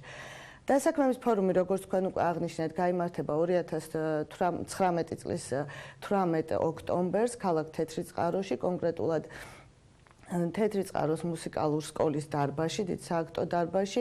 იგი გააერთიანებს დაახლოებით 25 მსხვილდამსაქმებელ კომპანიას. მათ შორის 10 კოლეჯს, პროფესიულ საგანმანათლებლო დაწესებულებას. ეს ფორუმი გახსნილია როგორც თეთრი წყაროს მუნიციპალიტეტის მოსახლეობისთვის, ასევე ქვემო ქართლის რეგიონში შემავალი ყველა სხვა მუნიციპალიტეტის მოსახლეობისთვის და მასზე დასწრება შეუძლია ნებისმიერ სრულწლოვან სამუშაოს მაძიებელს, რომელიც ეძებს როგორც დასაქმების, ასევე პროფესიული განათლების შესაძლებლობებს. რაიმე ტიპის შეზღუდვა არ არსებობს, ნებისმიერ ადამიანს აქვს საშუალება და წინასწარ რაიმე ტიპის რეგისტრაცია არის საჭირო, თუ პირდაპირ შეუძლიათ მოსვლა და მონაწილეობის მიღება, ეს პროცედურულად როგორ ხდება? რა თქმა უნდა, შეზღუდვა არ არსებობს, ნებისმიერ სრულწლოვან სამუშაოს მაძიებელს შეუძლია, რომელიც ქვემო ქართლის რეგიონში ცხოვრობს, მონაწილეობა მიიღოს და გაეცნოს ამ შესაძლებლობებს და გამოიყენოს ეს რესურსები.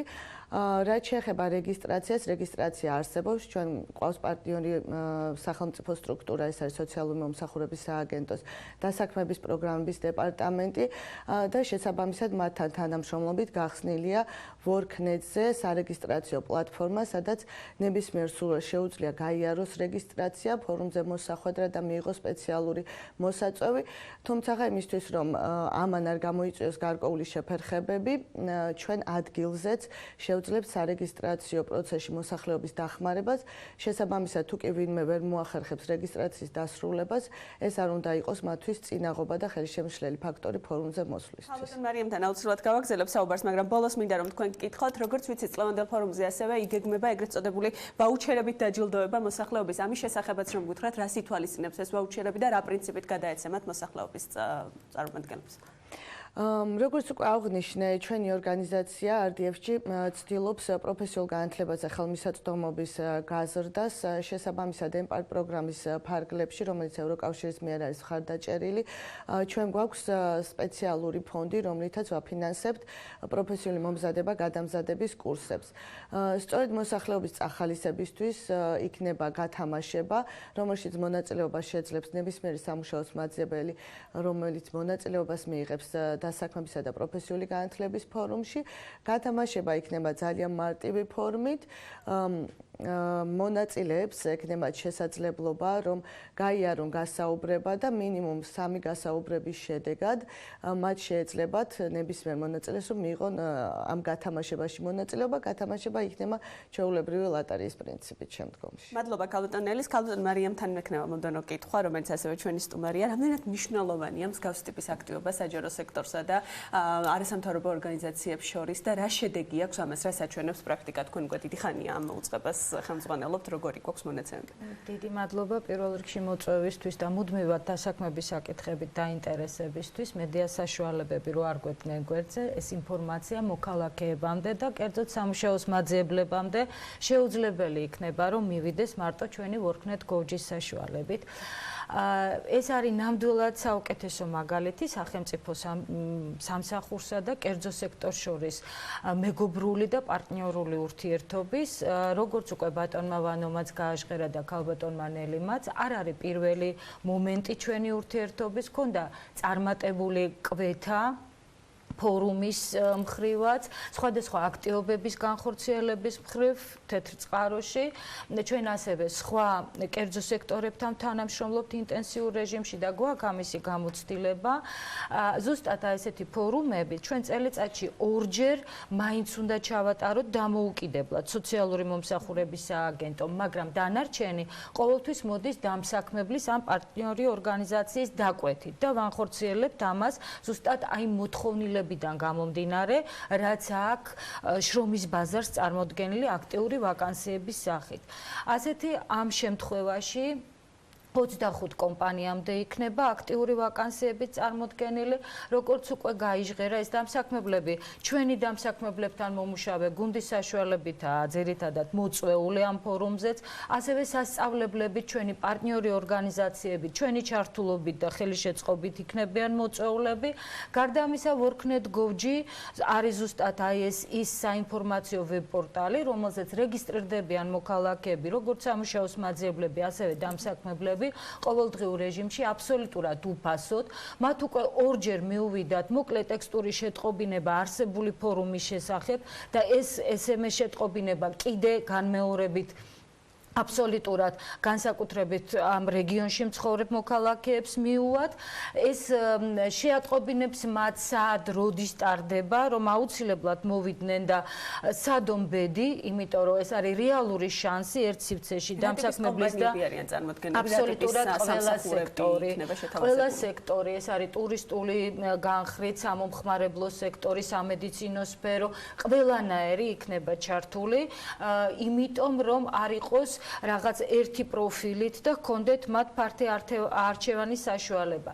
გარდა ამისა, ზუსტად აი სასწავლებლები, რომლებიც ჩაერთვებიან, დუალური განათლების პრინციპით არიან მოკლევადიანი მომზადება გადამზადების მხრივ ჩართულები. ეს იმას ნიშნავს, რომ წარმოდგენილია მათი სწავლება როგორც თეორია, ასევე პრაქტიკა და ძალიან ხშირად ჩვენმა პრაქტიკამ გვაჩვენა ზუსტად ამ გადამზადების მომენტშივე დამსაქმებელი საუკეთესო სტუდენტს ასაქმებს თავისთან საწარმოში და ეს კიდე ერთი ხელისშემწყობი მომენტია ამ დასაქმების სტატისტიკის გაზრდისა.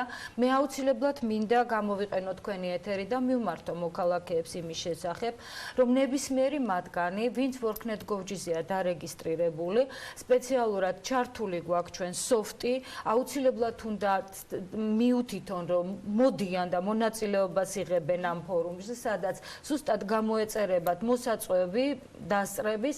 გარდა ამისა, როგორც უკვე ბრძანა ქალბატონმა ნელიმ, ჩვენი თანამშრომლები უზრუნველყოფენ ადგილზე მათ რეგისტრაციას და ხელისშემშლელი ბარიერი არავის არ ექნება. 16 წლის ასაკიდან ზევით, ასაკის შეუზღუდავად ჩვენი პროფესიული მომზადება გადამზადება ზუსტად 4 წელია ხორციელდება ამ მიმართულებით, რომ ზედაზღვარი არა გვაქვს შეზღუდული და თანამშრომლობთ როგორც სახელმწიფო, ასევე კერძო კოლეჯებთან. სხვა რეგიონების წარმომადგენლებიც წლის ბოლომდე ცოტა დრო რჩება და თუ შევაჯამებთ წელს, როგორ იმუშავა წელს ვორქნეთმა არასამთავრობო უწყობებთან ერთად, რამდენი ადამიანის დასაქმება მოახერხეთ და რა მონაცემები გვაქვს რამდენი გადამზადდა? დიდი სიამოვნებით გიპასუხებთ ამ კითხვაზე. ჩვენ ძალიან ბევრ არასამთავრობო კერძო სექტორთან თანამშრომლობთ განათლების განვითარების და დასაქმების ცენტრთან ერთად, მათთან ერთად ჩატარდა შეზღუდული შესაძლებლობის მქონე პირების დასაქმების ფორუმი. სხვადასხვა კერძო სექტორთან მუნიციპალიტეტების შეკვეთითაც ვატარებთ, ასეთი ჩატარდა ფოთში, ქუთაისში, ბათუმში ჩავატარეთ ფორუმი. ეს იქნება წელს მერვე დასაქმების ფორუმი. თუმცა ამაზე არ ვჩერდებით. წლის ბოლომდე ჩვენ შეიძლება შეკვეთას ველოდებით, შეიძლება ყოველ ორ კვირაში ერთხელაც, აი თქვა 12-14 ფორუმი საშუალოდ ტარდება. შედეგები ყოველთვის მზარდია. მე შემიძლია გითხრათ 9 თვის სტატისტიკა დადასტურებულად 900-ზე მეტი ადამიანია გრძელვადიანი დასაქმებით დასაქმებული, მათ შორის 60-ზე მეტი შეზღუდული შესაძლებლობის მქონე პირი. თუმცა ჩვენ შეიძლება ბევრად მეტი ყავს დასაქმებული, მაგრამ თუ არა გვაქვს წერილობითი დასტური დამსაქმებლებიდან, მათ ფაქტიურად ვერ თვლით დასაქმებულად. საშუალო მიზღაურება მათი რა არის დაახლოებით? 500 ლარიდან იწყება, ფაქტიურად ჩვენ უკვე გვაქვს ჩვენი ნიშა და აღარ ვიღებთ აი ესე დაბალანაზღაურებად ვაკანსიებს, რომელსაც ადრე ვიღებდით. საშუალო ხელფასი იწყება 450 ლარიდან ზევით, ისიც ცვლებში, რათა მათ შეძლონ სხვა სამსახურშიც შეთავსება. მადლობა და ბატონ ვანოს მინდა რომ ბოლოს კიდევ ვკითხო, რა იქნება გაგრძელება, რასაც თქვენი ორგანიზაცია თეთრწყაროს მუნიციპალიტეტში გაანახორციელებს, კიდევ რა ტიპის აქტივობები და შეთავაზებები გაქვთ მოსახლეობისთვის? როგორც უკვე აღვნიშნეთ, ჩვენ სტრატეგიის საფუძველზე მუშაობთ 4 ძირითადი მიმართულებით, როგორც აქამდე ვისაუბრეთ სოციო-ეკონომიკური პროექტების ფარგლებში ჩვენ როგორც ადგილობრივი, ესე ვთქვათ, საწარმოებს ვქნით, ასევე ძალიან მზარდი არის ტურიზმის სექტორი. მოგეხსენებათ, თეთრი წყარო საქართველოს მასშტაბით არის ისტორიული ძეგლებით ყველაზე მდიდარი მუნიციპალიტეტი, რაც სამწუხაროდ ბევრს ცნობილი არ არის და აქედან გამომდინარე ჩვენ გვინდა რომ ეს პოტენციალი მაქსიმალურად, ასე ვთქვათ, ყველას გავაცნოთ და მაქსიმალურად გავხსნათ ინვესტიციებისთვის ეს მუნიციპალიტეტი. ასევე ჩვენ ახალგაზრდობის ჩართულობის კუთხით საკმაოდ საინტერესო პროექტები გვაქვს, ახალგაზრდა მეწარმეებს თავაზობთ შესაბამის სწავლების და ეს არ არის მარტო თეთრი წყაროს მუნიციპალიტეტის ფარგლებში, ეს უკვე დაახლოებით ზოგადად ზრდა პროექტის, USAID-ის და პროექტის ფარგლებში ჩვენ მუშაობთ 17 მუნიციპალიტეტში, მაგრამ ამ მიმართულებით 9 მუნიციპალიტეტი არის ჩართული, სადაც ზუსტად ინოვაციური და საინტერესო სტარტაპები არის უკვე მხარდაჭერილი და ასევე ჩვენ უკვე შემდეგ ეტაპზე გადავდივართ. მნიშვნელოვანი საქმიანობა, რასაც ჩვენი ორგანიზაცია ეწევა, ეს არის უსაფრთხო გარემოს შექმნა, ასევე ჩვენ მუშაობთ საგანგებო სიტუაციების მართვის სისტემის გასაძლიერებთ, განსაკუთრებით მუნიციპალურ დონეზე, რაც გულისხმობს საგანგებო სიტუაციების მართვის გეგმების შემუშავებას და ესე ვთქვათ ადგილზე ნებისმიერი საქმიანობა იწყება ადგილობრივი რისკების შეფასებით, ამ შემთხვევაში ბუნებრივ ესე ვთქვათ საფრთხეებზეა საუბარი და ესეთი ტიპის საქმიანობა გულისხმობს დიდ ჩართულობას განსაკუთრებით მუნიციპალური ესე ვთქვათ სტრუქტურებისგან. აქედან გამომდინარე ის მიდგომები და მოდელები, რასაც ჩვენ ნერგავთ, ძალიან დიდწილად ესე ვთქვათ გულისხმობს ადგილობრივების ჩართულობას და მათ მიერ ესე ვთქვათ გადაწყვეტილების მიღებას თუ როგორ უნდათ რომ განვითარდეთ მათი მუნიციპალიტეტი. ძალიან დიდი მადლობა სტუმრობისთვის, საინტერესო საუბრისთვის. დარწმუნებული ვარ, ადგილობრივები მიიღებენ მონაწილეობას და შედეგები იქნება უფრო მზარდი, უფრო დიდი და კარგი, ვიდრე აქამდე იყო. ვანო გრიგალაშვილი, ასოციაცია სამხარეო განვითარება მომავალი საქართველოსთვის თავმჯდომარე, ნელი რევაზაშვილი, სოფლის განვითარების პროექტების მენეჯერი და ასევე მარიამ ბეზარაშვილი, სოციალური მომსახურების სააგენტოს დასაქმების პროგრამების დეპარტამენტის უფროსი იყვნენ დილიდან ჩვენთან ერთად. მადლობა მათ კიდევ ერთხელ სტუმრობისთვის. მადლობა თეთრიჩენ და სტუმრებს საინტერესო ინფორმაციისათვის. იმედია ბევრისთვის გამოსადეგი იქნება და მithumetes კიდევ უფრო მნიშვნელოვანი, რა თქმა უნდა, შედეგიანი ამ ფორუმში მონაწილეობა და შესაბამისად დასაქმების შეძლებობა. ახლა ჩვენ წინ სარეკლამო პაუზა გოლდება, იქამდე გადავხედოთ ბრენების განრიგს, რომელსაც ჩვეულა ტავჯურჯია გოსთვის, რამდენიმე წუთში დაგებრუნდებით.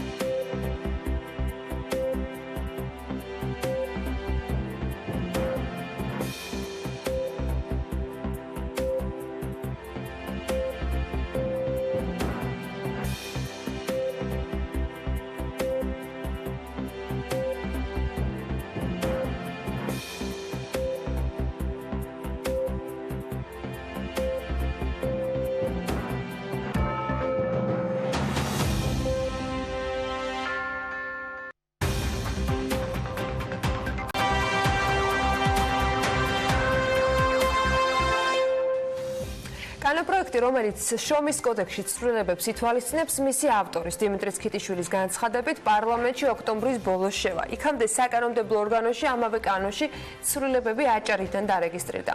მართალია განხილვები ჯერ არ დაწყებულა, მაგრამ ეს მხოლოდ პროცედურის თემაა. ყოველ შემთხვევაში გარედან ასე შეიძლება ჩანდეს იმის მიუხედავად, რომ პრემიერი კანონპროექტებს ჯერ თავად როგორც ამბობს არ გაცნობია და ბევრჯერ თქვა უკვე საჯაროდ, რომ ბიზნესთან კონსულტაციის გარეშე არც ერთი მნიშვნელოვანი ცვლილება მიღებული არ იქნება.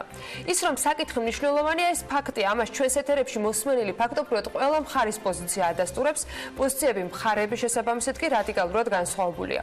შრომის კოდექსში დაგეგმილ ცვლილებებზე პარასკევს დეველოპერებმა, პრემიერთან და ასოციაციების წარმომადგენლებთან, ეკონომიკის მინისტრთანაც ისაუბრეს.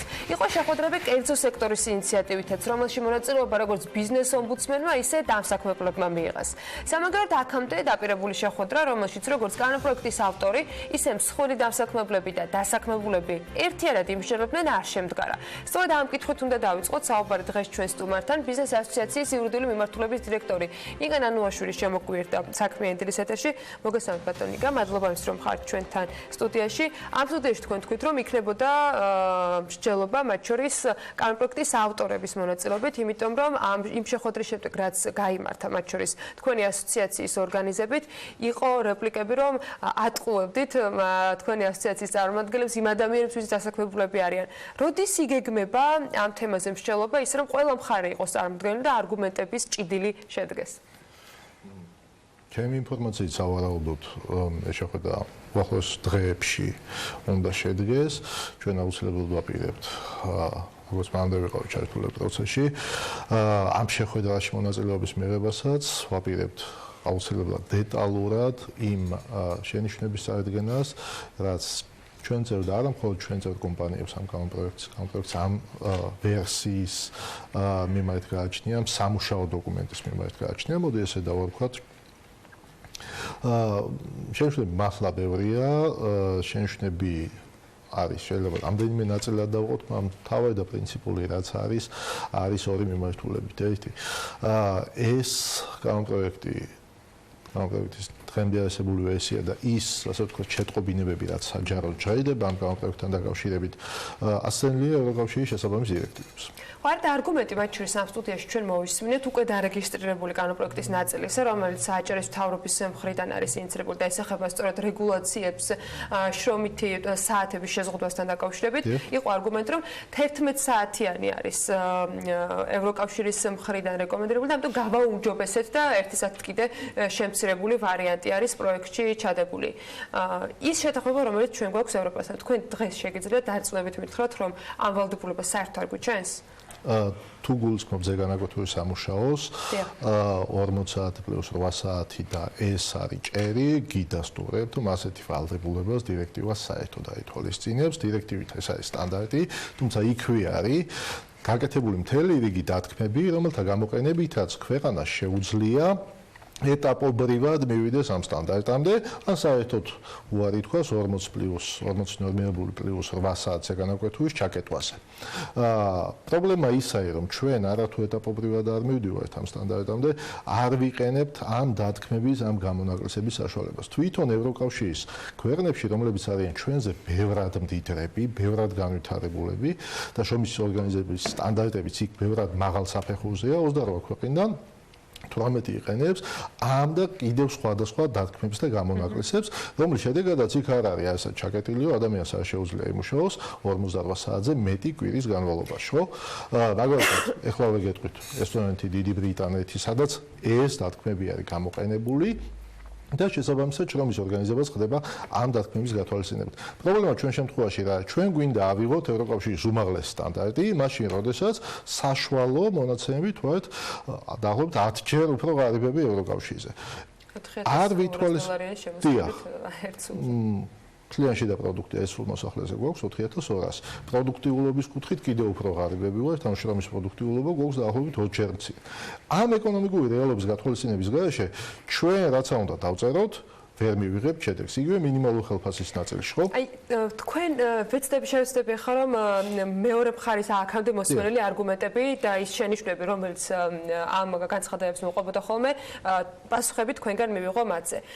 მათ შორის იყო ასეთი განმარტება, რომ მთავრობა დაადგენს იმ საქმიანობებს და პროფესიებს, რომელზეც ეს შეზღუდვა არ გავრცელდება, უბრალოდ პირიქით, რომელზეც გავრცელდება და ეს უშუალოდ უკავშირდება ადამიანების ჯანმრთელობას, მათ შორის როგორც დასაქმებულის, ასევე ამ დასაქმებულების მხრიდან საზრუნი ობიექტებს. ეს იქნებიან მძღოლები, თქვათ, მედიცინის მუშაკები, მძიმე და საშიშპირებებია სამუშაოებზე დასაქმებულები. აი ეს ჩამონათვალის, თქვათ, მთავრობის მხრიდან გაწერა და დადგენაც შესაძლოა, რომ ბიზნესისთვის იყოს პრობლემა, თუ კი ზუსტად 48 საათიანი, თქვათ, ზღვარი დაწესდება და აკრძალვა ამის იქით არ მუშაობასთან დაკავშირებით.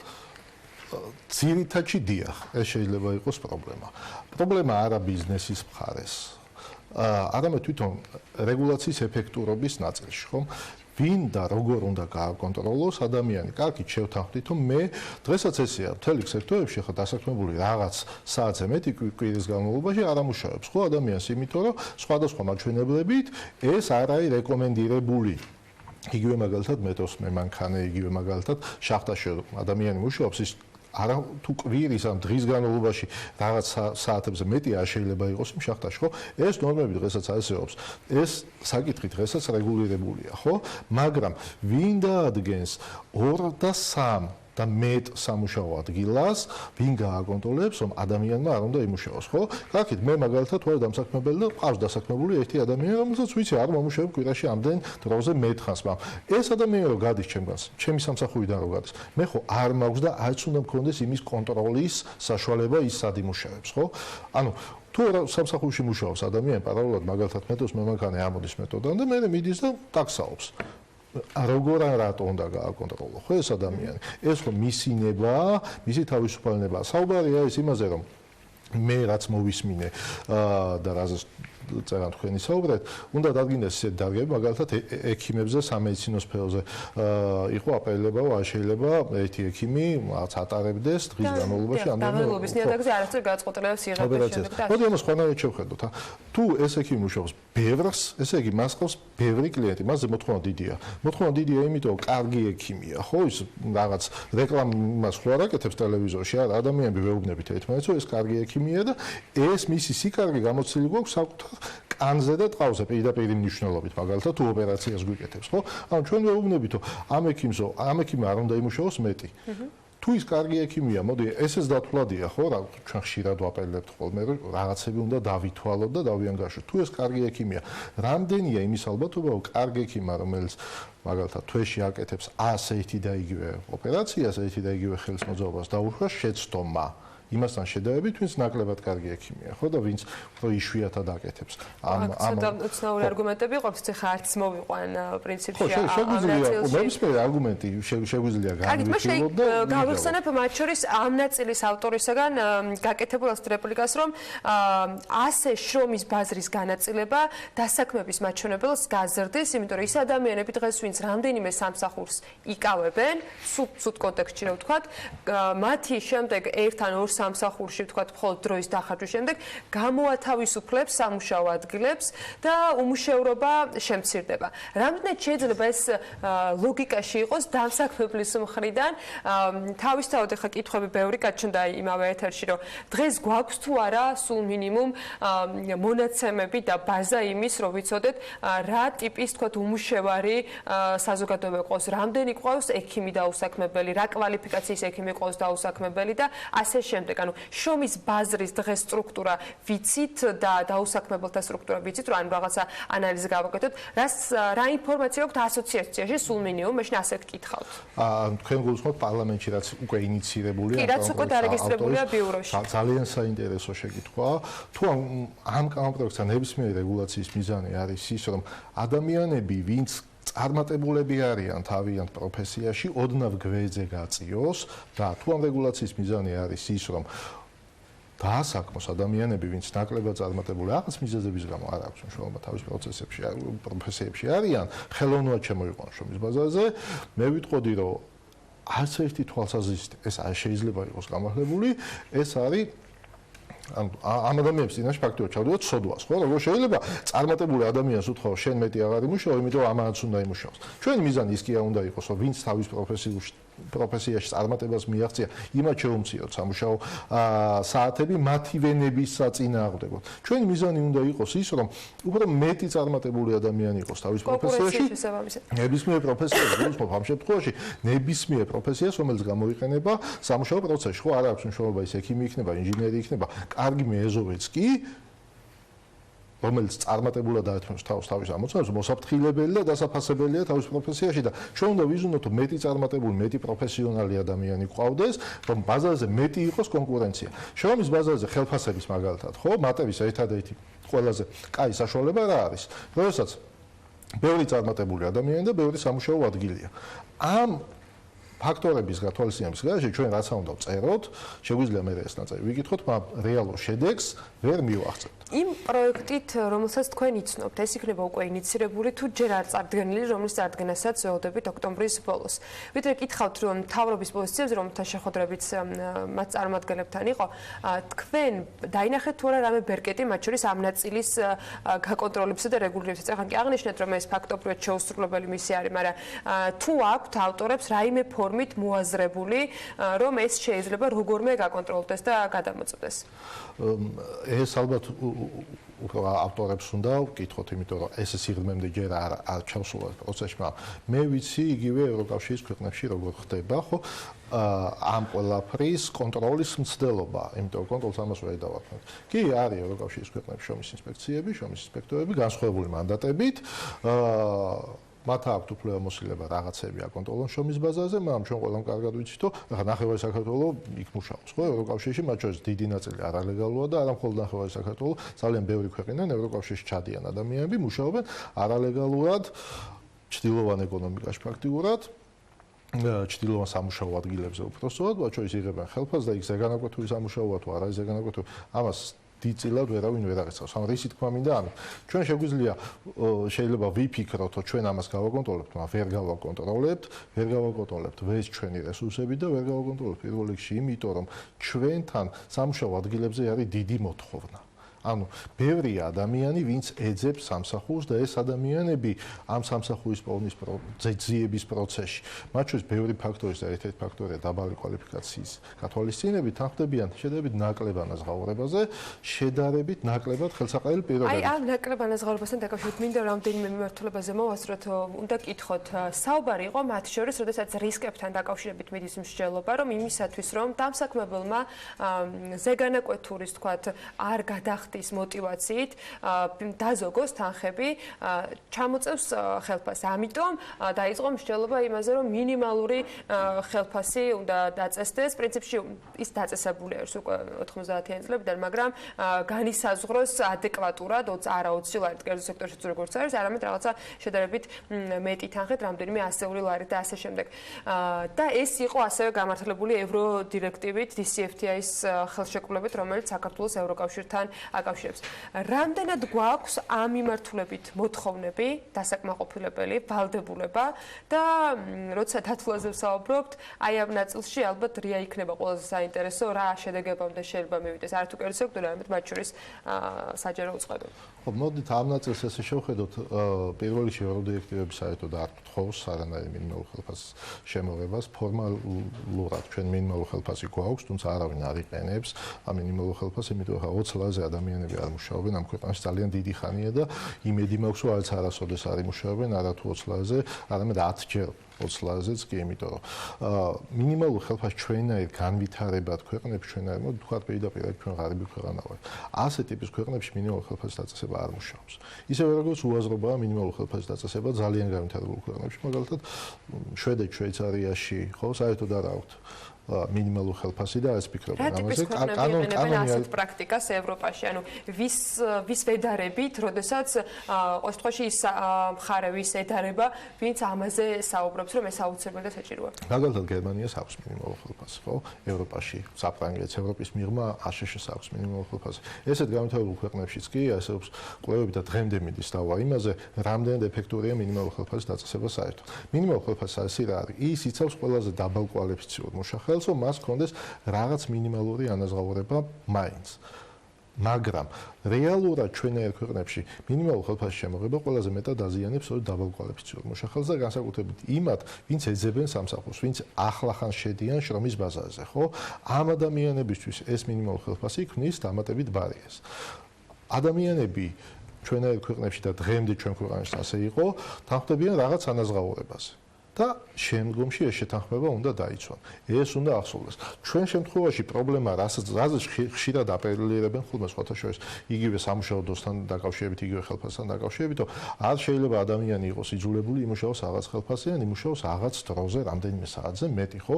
თავარი პრობლემა თუ ესაა, რომ ადამიანები იძულებულები არიან, ეხლა ყველა თანხმდებით, რომ მართლა ძალით ადამიანი არ უნდა ამუშაო და თუ სადმე ეს ფაქტი ხდება, ეხლა ვინც იქნება არა არსებული კანონმდებლობა ადეკვატური აგირების დღესაც ესეა, ხა იძულებით არა, შეიძლება სისხლის სამართლის დასჯადია იძულება გარკვეული ფორმები, გარკვეული ფორმებში კიდე შეიძლება თუ რაღაც დასახვეწია, ამ მიმართულებით ვიმუშაოთ, ხო? გამოვრიცხოთ იძულების კომპონენტი. ადამიანები მუშაობენ მათ შორის დაბალ ხელფასზე, იმიტომ სხვა უკეთეს სამუშაოს ვერ პოულობენ. ჩვენი მიზანი იქნება ეს ბიზნესი, მთავრობა, პარლამენტი არასამთავრობო სექტორი ნებისმიერი საერთოდ ვისაც ამ ქვეყნის წინსვლა ადაედებს და აინტერესებს და დაიწყუნებული ვარ ჩვენ ყველანი ამაში ერთიანები ვართ. ჩვენი მიზანი უნდა იყოს ის, რომ როგორ შევქმნათ, ვიფიქროთ, როგორ შევქმნათ მეტი სამუშაო ადგილი, სადაც იქნება უკეთესი პირობები და უკეთესი ანაზღაურება. ნიკა, ამ თემებზე ვიცი რომ იყო შეხვედრა მათ შორის პარასკევს ეკონომიკის მინისტრთან, პრემიერის პოზიციაც არაერთხელ მოვისმინეთ, რომ არც ერთი ცვლილება კანონში არ იქნება ისე მიღებული და მთავრობა არ იზამს ისე რომ ბიზნესთან არ იყოს კონსულტაციები გავლილი რამდენიმე თვით ადრე.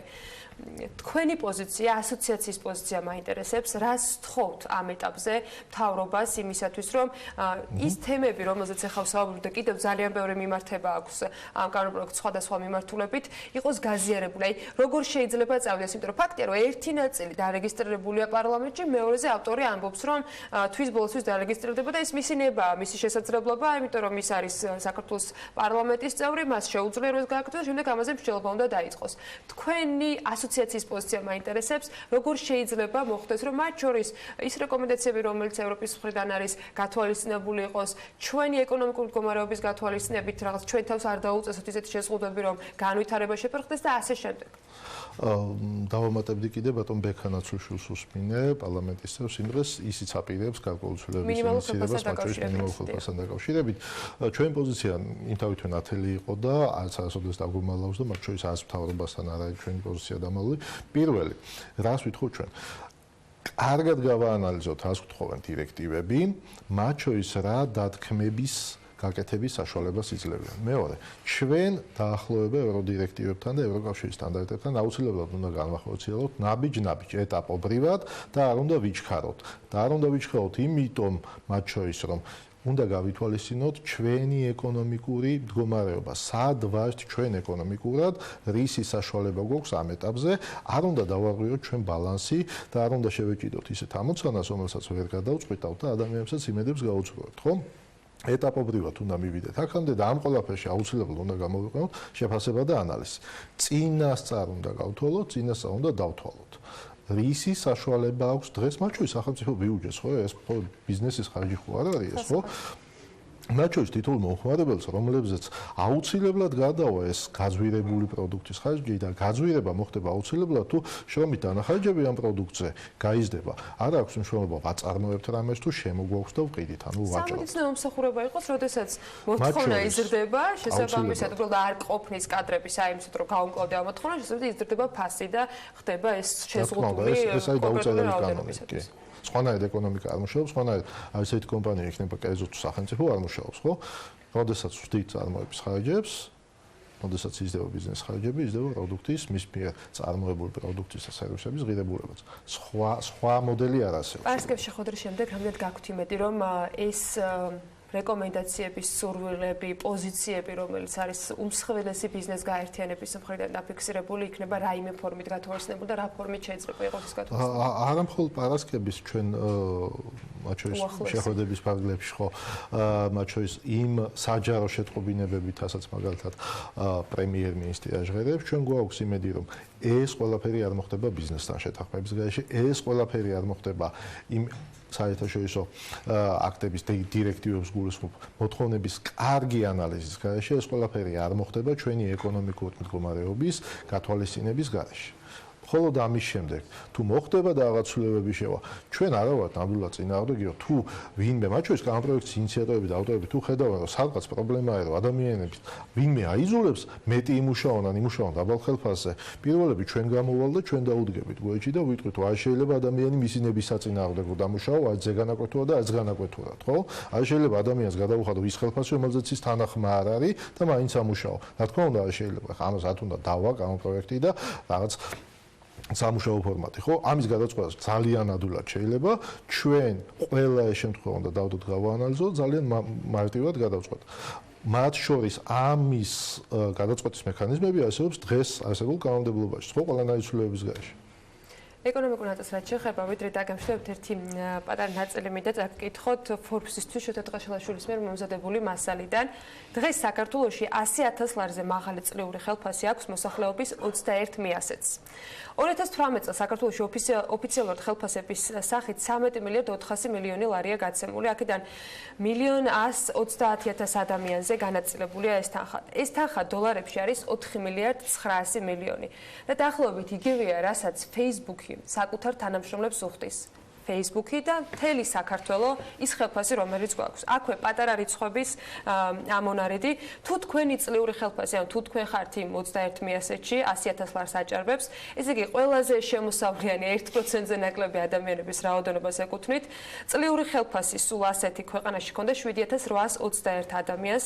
ამ ხელფასების საშუალო მოცულობა იყო 285,000 ლარი და ეს თანხა დოლარებში არის თვეში დაახლოებით 8,250,000. აი რაც შეეხება 40,000-იან შემოსავლიან ზღვარს, ეს არის სულ 5% საქართველოს დასაქმებულ ადამიანებისა, ვინც ამ ზღვარს ლახავს. აი ესეთი ღარიბი არის ჯამში საქართველოში დასაქმებულთა უმეტესი ნაწილი და ასეთი ღარიბი არის ქვეყანა, რომელსაც ალბათ ასეთი და მსგავსი შეზღუდვების დაწესების შემთხვევაში კიდევ დიდხანს შეექმნება პრობლემა საერთოდ რომ გაიზარდოს და გახდეს უფრო მდიდარი. არდეს ყველას ძალიან ჭირდება.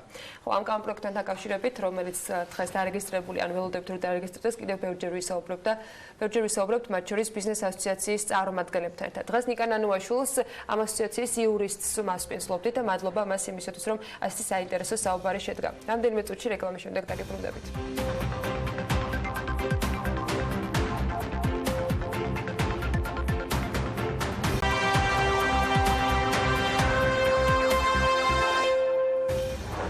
დღეს სამუშაო დღის ბოლომდე აქვს კონსორციუმს ვალდებულების შესრულების ვადა, რომ წარმოადგინოს სავალდებულო დოკუმენტი, რომელიც მის მიერ კაპიტალის სრულად შევსებას ადასტურებს, ასევე უნდა წარმოადგინონ წინასწარი არასავალდებულო დოკუმენტი, რომელიც სასესხო დაფინანსების მოპოვებას შეეხება ინვესტორი ბანკების მხრიდან. ამის შემდეგ უკვე წარდგინების გათვალისწინებით უნდა შეიკრიბოს კომისია პრემიერ-მინისტრის ხელმძღვანელობით და შესაბამისი გადაწყვეტილება უნდა იყოს მიღებული. ლევან ახვლედიანის განმარტებით კი კონსორციუმმა კონტი ჯგუფის ჩამონაცვლებლად მთავრობას 3 კანდიდატი წარუდგინა, რომელთაგანაც 2 ერთი არის მერიდიან კაპიტალ ლიმიტედი, მეორე ჰოლანდიური ვანორდია და მესამესთან დაკავშირებით ამერიკული ფონდი არის და სუსტ სახელს კონსორციუმი არასაჯაროვებს, ამბობენ რომ ამასთან დაკავშირებით ჯერ არ აქვთ უფლება მეტი ისაუბრონ. მიმაჩნია რომ ეს რეგულაციები ცოტათი გადაჭარბებულია, თამას დაუშვილის შრომის კანონმდებლობაში შესატან შესაძლო ცვლილებებზე ამბობს, რომ ცვლილებები არ არის სათანადო დამუშავებული და განხილული. ის ასევე აღნიშნავს, რომ ქვეყანაში არსებული ისედაც არასტაბილური ეკონომიკის პირობებში ეს საკანონმდებლო ცვლილებები ბიზნესს დააზარალებს და ეკონომიკის ზრდას ხელს შეუშლის. გალტენ ტაგარტის ეკონომისტის ლაშა ქავთარაძის შეფასებით კი მიმდინარე ტენდენციებიდან გამომდინარე ჩანს, რომ ინფლაციის რისკები გაზრდილია, რაც მომდინარეობს ეროვნული ვალუტის გაუფასურებიდან გამომდინარე. ამ წლის იანვრიდან საქართველოს პარლამენტი ქუთაისიდან თბილისში დაბრუნდა და საკანონმდებლო საქმიანობა სრულად დედაქალაქში მიმდინარეობს, თუმცა ამ დრომდე ეს შენობა უკვე 10 თვეა უფუნქციო დგას. ამასობაში 2018 წლის დეკემბრიდან 2019 წლის აგვისტოს ჩათვლით პარლამენტის შენობის კომუნალურ ხარჯებში 699,326 ლარია გადახდილი. 1 ოქტომბრიდან ტაქსების რეფორმის მეორე ეტაპი ამოქმედდა და მალევე გაჩნდა უკმაყოფილო მომხმარებლების დიდი რაოდენობას, რომლებიც ტაქსის მომსახურების გაძვირებას აპროტესტებდნენ. თუმცა ამ პრობლემის გადაჭრის გზებზე ზრუნვა მალევე დაიწყო სოციალურ ქსელში, რომელიც ჩვენი ყოველდღიურობის ნაწილია გამოჩნდა ჯგუფის სახელწოდებით გამიყოლეს, სადაც მანქანების პრობლემები და ქალაქში გადაადგილების მსურველები უკავშირდებიან ერთმანეთს, სანაც ეს ყველაფერი კეთილნებაზეა და თბილისში გადაადგილების საფასურსაც არავინ მოგთხოვთ. ჯგუფით გუშინ ანუკა ჯოხაძემ, რომელიც ავტოსტოპს ხშირად მიმართავს და მისი მოყვარულია გურამ ხუნდაძეც აიყოლია და გადაღებაზე ისინი პეკინის ქუჩამდე ჯგუფის ერთ-ერთმა წევრმაც გაიყოლა. ნახოთ სიუჟეტი. გამიყოლეს, სწორედ ასე ჰქვია სოციალურ ქსელში სულ ახლახან შექმნილ ჯგუფს, რომლითაც ტაქსის მომხმარებლებმა მომსახურებაზე გაზრდილ ტარიფებს თავი აარიდეს. და აი როგორ. თბილისის ერთი უბნიდან მეორეში გადაადგილება მარტივად მხოლოდ პოსტის დაწერით გახდა შესაძლებელი. მოხალისე კი, რომელიც ამ მომსახურებას გთავაზობთ, ერთი რიგითი მოქალაქეა, რომელიც უბრალოდ ზუსტად იმ დროს იმ ტერიტორიაზე აღმოჩნდა, სადაც თქვენ ხართ. ექსპერიმენტში ჩართვა ჩვენც გადავწყვეტეთ. დავწერეთ პოსტიც.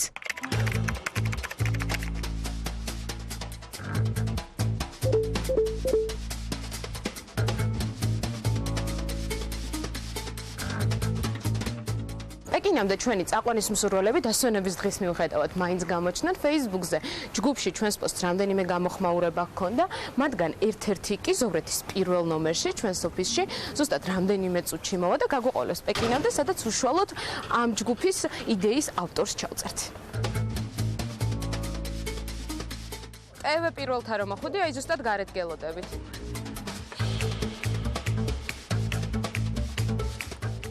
მოკლედ ესე გადავეყარეთ უცებ. BMG-ს გადამღები ჯგუფი პეკინის ქუჩამდე ლიკა ასლანიშვილმა გაიყოლა. როგორც აღმოჩნდა, ეს გამოცდილება მისთვისაც პირველია. თუმცა ინიციატივა მოსწონს და ამბობს, რომ იმ პირობებში, როცა ქალაქში გადაადგილება გარკვეულ სირთულეებთან არის დაკავშირებული, ეს პლატფორმა მგზავრებს მძღოლებთან მარტივად დააკავშირებს. გავწევიანდი გულშინ ამ ჯგუფში, ვინაიდან რადგანაც ჩვენი ავტოსპორტის ფედერაცია უკვე გაწევრიანებული იყო და მითხრეს, რომ მეც ასე ვთქვათ, შემომეხედა ამ Facebook-ზე. ჩემთვის პირველი შემთხვევა არის, როდესაც მგზავრი გადამყავს. გულშინ ჩვენმა ავტოსპორტის ფედერაციამ რუსთავში გაიყოლეს, როგორც ვიცი, მგზავრები თბილისიდან რუსთავში. მე ვფიქრობ, რომ კარგი წამოწყება არის იმ კუთხით, თუ გავითვალისწინებთ, რომ ტაქსების ფასმა აიწია.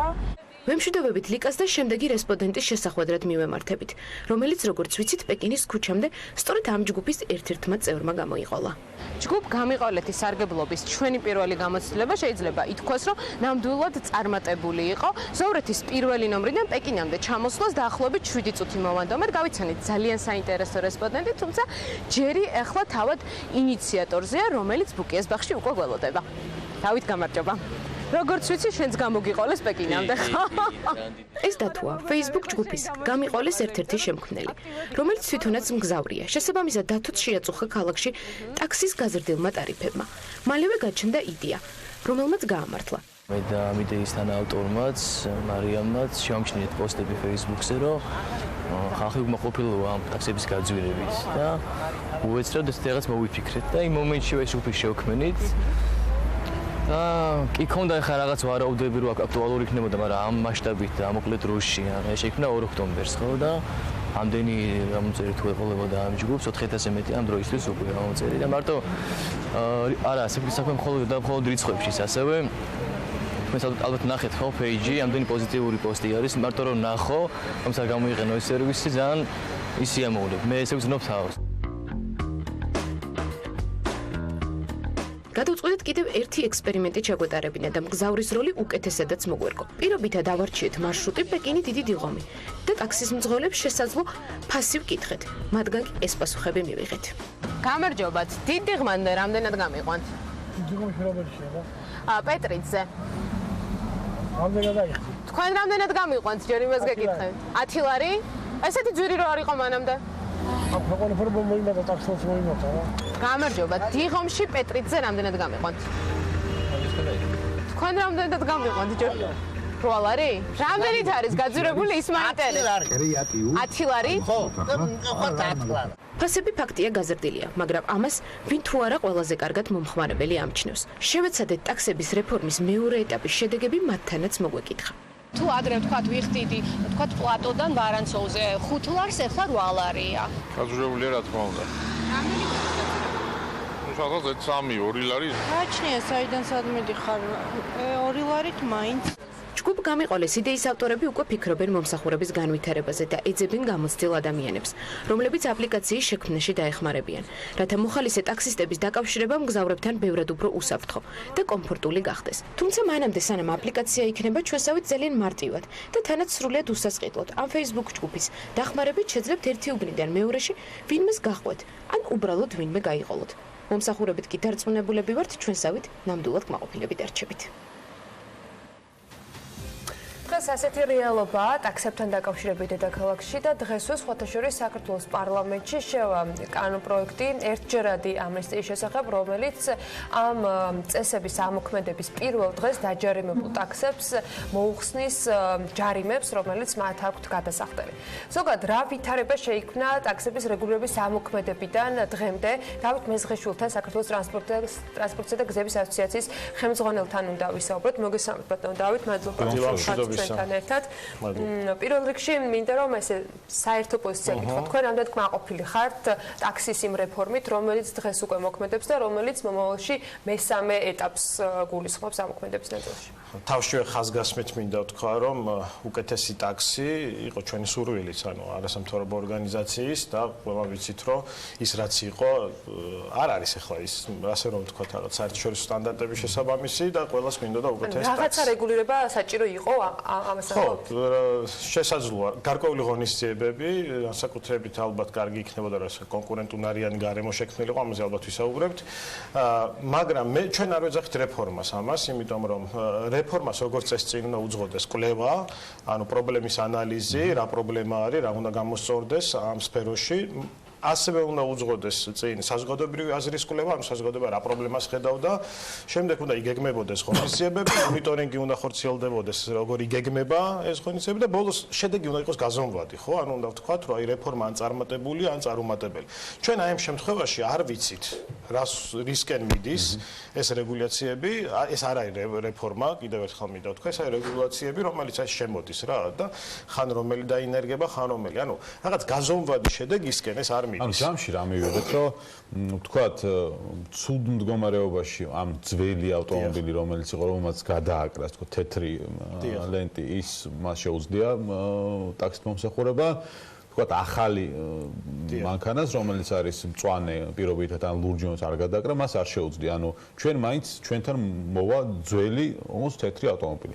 ეს ერთი, მაგრამ ეს არ არის ბოლო ეტაპი, როგორც მე თქვეს და ეს არ არის ასე ვთქვათ, საბოლოო შეჯამება, ხო, ამ რეფორმის. ის წინ რეფორმას ეძახიან თქვენ შეიძლება. ჩვენ დავარქვათ დღეს პირობითად. კი ბატონო, პირობითად რეფორმის გაგრძელდება და მივიღებთ მაღალი ხარისხის, ასე ვთქვათ, მომსახურებას, უკეთეს უსაფრთხოების სტანდარტებს და ასე შემდეგ. მოხდება ავტომობილების რაღაც გაწმენდაც, ალბათ რაღაც რეგულაციების კიდე მუშაობენ.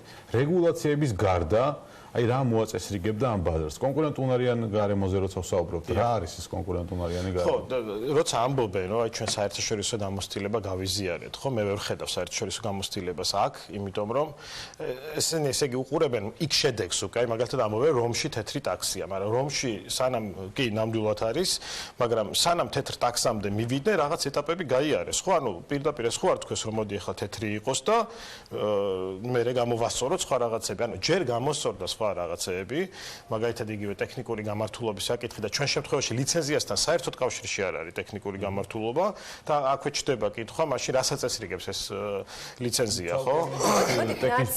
აი ის მაინც მინდა ვთქვა, რომ რა გამოასწორებდა, შეიძლება უცნაურად ჟღერდეს, მაგრამ ეს უნდა იყოს რაღაც ბიზნეს კონკურენტ, რაღაც კარგი გარემო, ერთის მხრივ და მეორეს მხრივ საზოგადოებრივი ტრანსპორტი უნდა იყოს კონკურენციაში. ეს შეიძლება უცნაურად ჟღერდეს თქვენ, იმიტომ ამბობ, რომ ფასები სხვადასხვაა, ხო, დაუშვით საზოგადოებრივი ტრანსპორტის ტაქსის, მაგრამ მაინც ასია. როდესაც საზოგადოებრივი ტრანსპორტი არის განვითარებული, არის დაუშვათ უმაღლესი ხარისხის, არის თავისუფალი ადგილების სამგზავრო, კონდიციონერი სიტყვაზე ტექნიკურად კარგად გამართული, ამ შემთხვევაში შედის კონკურენციაში თავისთავად ცხადია ტაქსებთან და ტაქსებიც ამ დროს ცდილობენ, რომ უკეთესი სერვისი წარმოადგინონ, გასაგებია ძვირი, მაგრამ უკეთეს. ჩვენ რა რეალობა გქონდა, ხო, მოშლილი საზოგადოებრივი ტრანსპორტი, ნუ არ ვსაუბრობ ახლა ახალ ავტობუსებზე, რომელიც სამწუხაროდ არ არის საკმარისი თორე მივესალმებით ყოველთვის და საბოლოოდ ქონდა ეს სურათი არაკონკურენტუნარიანი გარემო იყო, ხო? ხდებოდით, ვეტენებოდით, აი პირდაპირ გაგებით საზოგადოებრივ ტრანსპორტზე, ეხლა მთლად უარესი მდგომარეობა გვაქვს, კატასტროფული და ტაქსით სარგებლობდით იაფიანი ტაქსით, ხო? და ეს იაფიანი ტაქსი ჩვენ ვაფრთხილებდით მერიას. სხვათა შორის ამ რეგულაციებზე მუშაობა დაიწყო 2016 წელს, როცა ნარმანია იყო თბილისის მერი და მაშინაც და ახლაც ვაფრთხილებდით, რომ ეს იაფიანი ტაქსი ამჯერად არის თქვენი მოკავშირე, იმიტომ რომ არ ჩანს საზოგადოებრივი ტრანსპორტის ეს პრობლემა ესე მწვავედ და როგორც კი გაძვირდება, გამოჩნდება თქვენ არასამთავრობო სექტორი ხშირად მათ შორის ისინი განსაკუთრებით ვინც ამავე დროს გარემოს დაცვით თქვა პრობლემებზე ხშირად საუბრობს, ხო, ამიტომ რომ არ შეიძლება ყველა ავტომობილმა იაროს დედაქალაქში, არ შეიძლება ამდენი ტაქსი დადიოდეს ქალაქში. აი როცა აი მართალი არ გვაქვს ოფიციალური დოკუმენტი ან რეგულირების თქვა შეფასება რა შეიძლება გამოიწვიოს შემდეგ, მაგრამ აი განცხადებებით რომ მივყვეთ. თბილისის მერიაში ამბობდნენ რომ პირველ ეტაპზე ასე ერთი ხელის მოსმით, სწორედ იმიტომ რომ სოციალურად მოწყვლადი თქვა ჯგუფის წარმომადგენლები არიან ხშირ შემთხვევაში ტაქსის წყობლები, ვერ გაამკაცრებდნენ ისე ტექნიკურ დათვალიერებას, რომ თქვა უდიდეს ნაწილს, იმიტომ რომ ამ ტექნიკურ დათვალიერებითაც მერი არ არის არაფერ შუაში. ხო, ნუ საერთო სახელმწიფო პოლიტიკიდან გამომდინარე ვსაუბრობ, ვერ გაიარეს მაინც, ხო, ტექნიკური დათვალიერება იმ მარტივი ვთქვათ პირობების გათვალისწინებით, რომელიც არის. სამაგერო ტაქსებისათვის შემოიღეს ორჯერ წელიწადში ტექნიკური დათვალიერება. აი რა შეიძლება გაკეთებულიყო ცოტა სხვაგვარად, რომ ვთქვათ საზოგადოებრივი ტრანსპორტის ბოლომდე გამოსწორებას არ დაელოდოს ვთქვათ ქალაქი, იმიტომ რომ ეს პრობლემა არის, ხო? და თან ისე რომ არც გზავრებისთვის შეიქმნას პრობლემები და არც ტაქსებისთვის. პირველ რიგში ის კვლევა, რომელზეც მე ვსაუბრობ, რომ დაგვედგინა რა უნდა გამოსწორებულიყო, ზუსტად ამიტომ ამბობ კვლევას, იმიტომ რომ ბევრ ქვეყანას ჰქონდა ეს პრობლემა და დაძლიეს, ხო, მაგრამ მაინც პრობლემები ინდივიდუალურია ხოლმე და უნდა დაგვედგინა ეს პრობლემები, იმიტომ რომ ეს ცვლილებები დაიწყო მაინც მithქმა-მოთქმის საფუძველზე, ვიღაცამ თქვა, რომ აი იშლებოდა გზაში მანქანა, ვიღაცამ თქვა, რომ რაღაც სუნია, ჰიგიენური მდგომარეობა არ მოსწონდა და ასე შემდეგ. ანუ თანმიმდევრული გეგმა ამისი არ დასახულა, რაც ცუდია და ტექინსპექტირება ცალკე პროცესია ლიცენზიით ჩვენ მივიღეთ ფერი რეალურად ეხლა სხვა არაფერი და უპასუხისმგებლობა არის ზუსტად ის რომ ასეთ რთულ რეგულაციებს რომელიც ეხება ჯერ ნუ თვით დასაქმებულებს პირველ რიგში მაგრამ მეორე მხრივ თელ საზოგადოებას აცხადებ ესე შეპარვით ეხლა ვიტყვი პირველ ეტაპს ეხლა მე ეს ყველა ეტაპი უკვე დაგეგმილად უნდა გამოცხადებულიყო რომელ წელს რა შევიდოდა ძალაში და რატო იმიტომ რომ თვით დასაქმებული მიხვდეს რომ უღირს ამ სფეროში საერთოდ დარჩენა და ამის გაგრძელება შეიძლება გადის ამ ბაზრიდან საერთოდ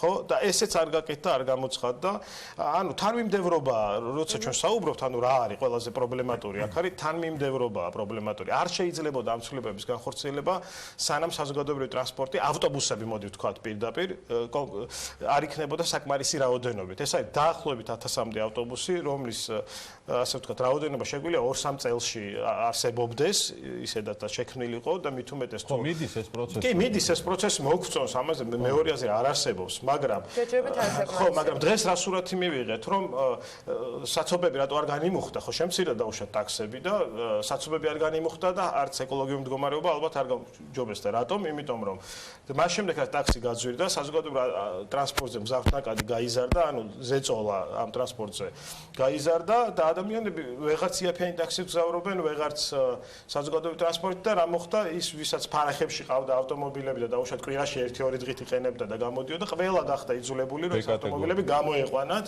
იმისთვის რომ სახლიდან სამსახურში წავიდნენ ანუ მივიღეთ უარესი შედეგი ხო რაოდენობის შემცირებაზეც ეხლა არ ვიცი ზუსტად სადმე არის ეგეთი რიცხვი რაოდენობის შემცირება შეიძლება B კატეგორიაში გადავიდნენ და არ არიან თეთრები და ჩვეულებრივ მოძრაობენ ასე ვთქვათ მე ეხლა როგორც ნახე ჯამში A და B-ც ერთად არის დაახლოებით 16000 რეგისტრირებული ჩვენი მონაცემებით ოღონდ ეს მონაცემები ძალიან პირობითია და იყო დაახლოებით 40000 ტაქსი სანამ ეს რეგულაციები დაიწყებოდა ალბათ ვიღაცები გავიდნენ ბაზრიდან ეს სრულიად მოსალოდნელი ამბავია მაგრამ ნუ კრიზის მაინც ქმნის ის რომ შეიძლება ცოტა რაოდენობა ფასი გაიზარდა და აღარ არის ეს ხელმისაწვდომი როგორიც იყო ჯამში ხო როგორი სიტუაცია იყო რომ არჩევანის საშუალებაც იყო მგზავრის ტაქსი მოდიოდა ეს თუ ის მანქანა შენ შეგიძლია გაგეტარებინა 5-იან და მე-6 გაგეჩერებინა თუ არ მოგწონა მისი ვიზუალური მდგომარეობა დღეს ეს შანსი არ არის სიმართლე მეც ვაკეთებდი ხოლმე ასე პირველი ვიღებდი კარგი ტაქსი ამერჩია უფრო კომფორტული. მაგრამ ნუ აქ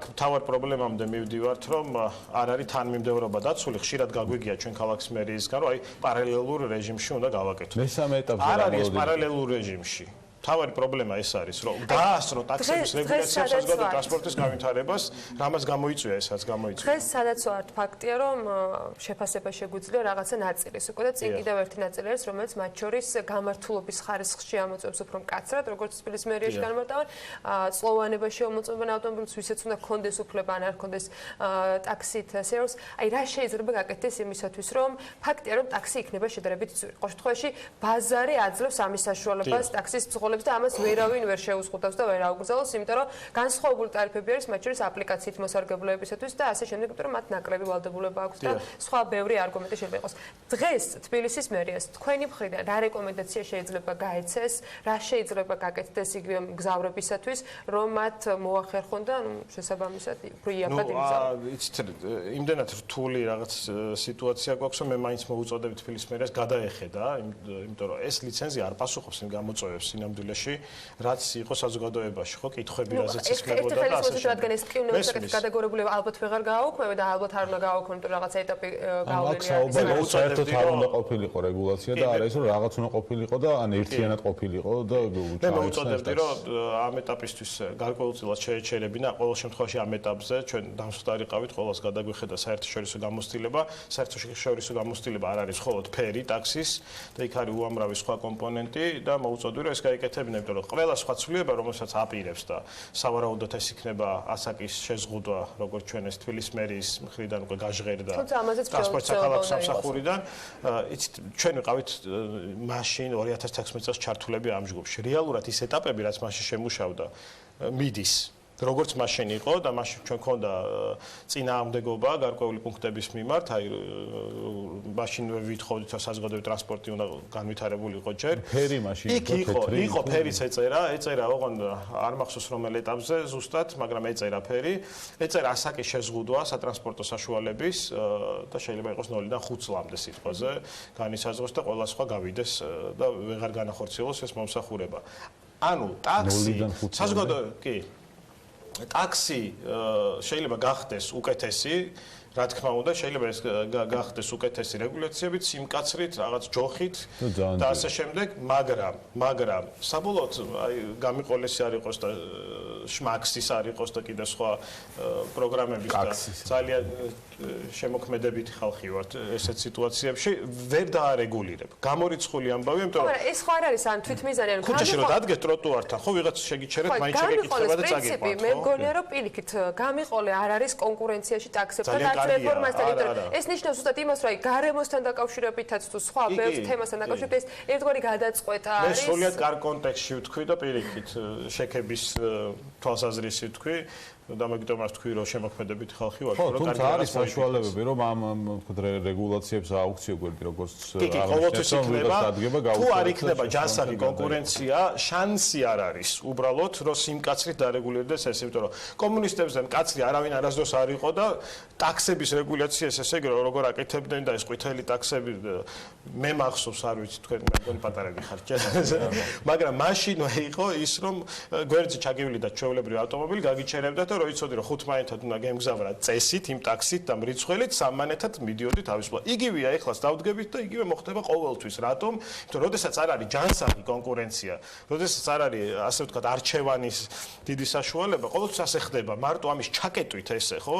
შანსი არ არის ამის დარეგულირების. ამიტომ ჩვენ მოუწოდებთ თბილისის მერიას, რომ სხვათა შორის ნარმანეზორს ვიყავით ჩართულები და უწევდით წინააღმდეგობას ბევრი რაღაც იქნა გათვალისწინებული მაშინ, მაგალითად ითხოვდნენ ნასამართლეობას ზღოლის და რაღაც და ჩვენ გქონდა ჩვენი პოზიციები და ახლა როცა ეს საკითხი დადგა, მას შემდეგ ბატონი კახა არის მერი არასამთავრობო ორგანიზაციები ამ განხილვაში საერთოდ არ ყოფილა. ჯამს შეჯამებისკენ რო წავიდეთ, თან ბევრ დათმობაზე წავიდა მაინც მერია, ხო? ანუ როდესაც საინციდენტო ჯგუფი შეიქმნა მძღოლების, რაღაც დათმობებზე წავიდით, მარჯვენა საჭიანები იყო, ორკარიანი ავტომობილები იყო, თეთრი ფერის ნაწილში იყო, რომ გადაკვრა იქნებ შეიძლებოდეს და ეხლა რა ტიპის დათმობებს ელოდება? იცით რა, წავიდა იმიტომ, რომ როდესაც საუბრობენ საერთაშორისო გამოცდილებაზე, მგონი თავადაც კარგად იციან, რომ კი შეიძლება კიდევ ერთხელ მივიღოთ საბოლოო ვნახავთ რაღაც ტაქსი, რაღაცნაირი.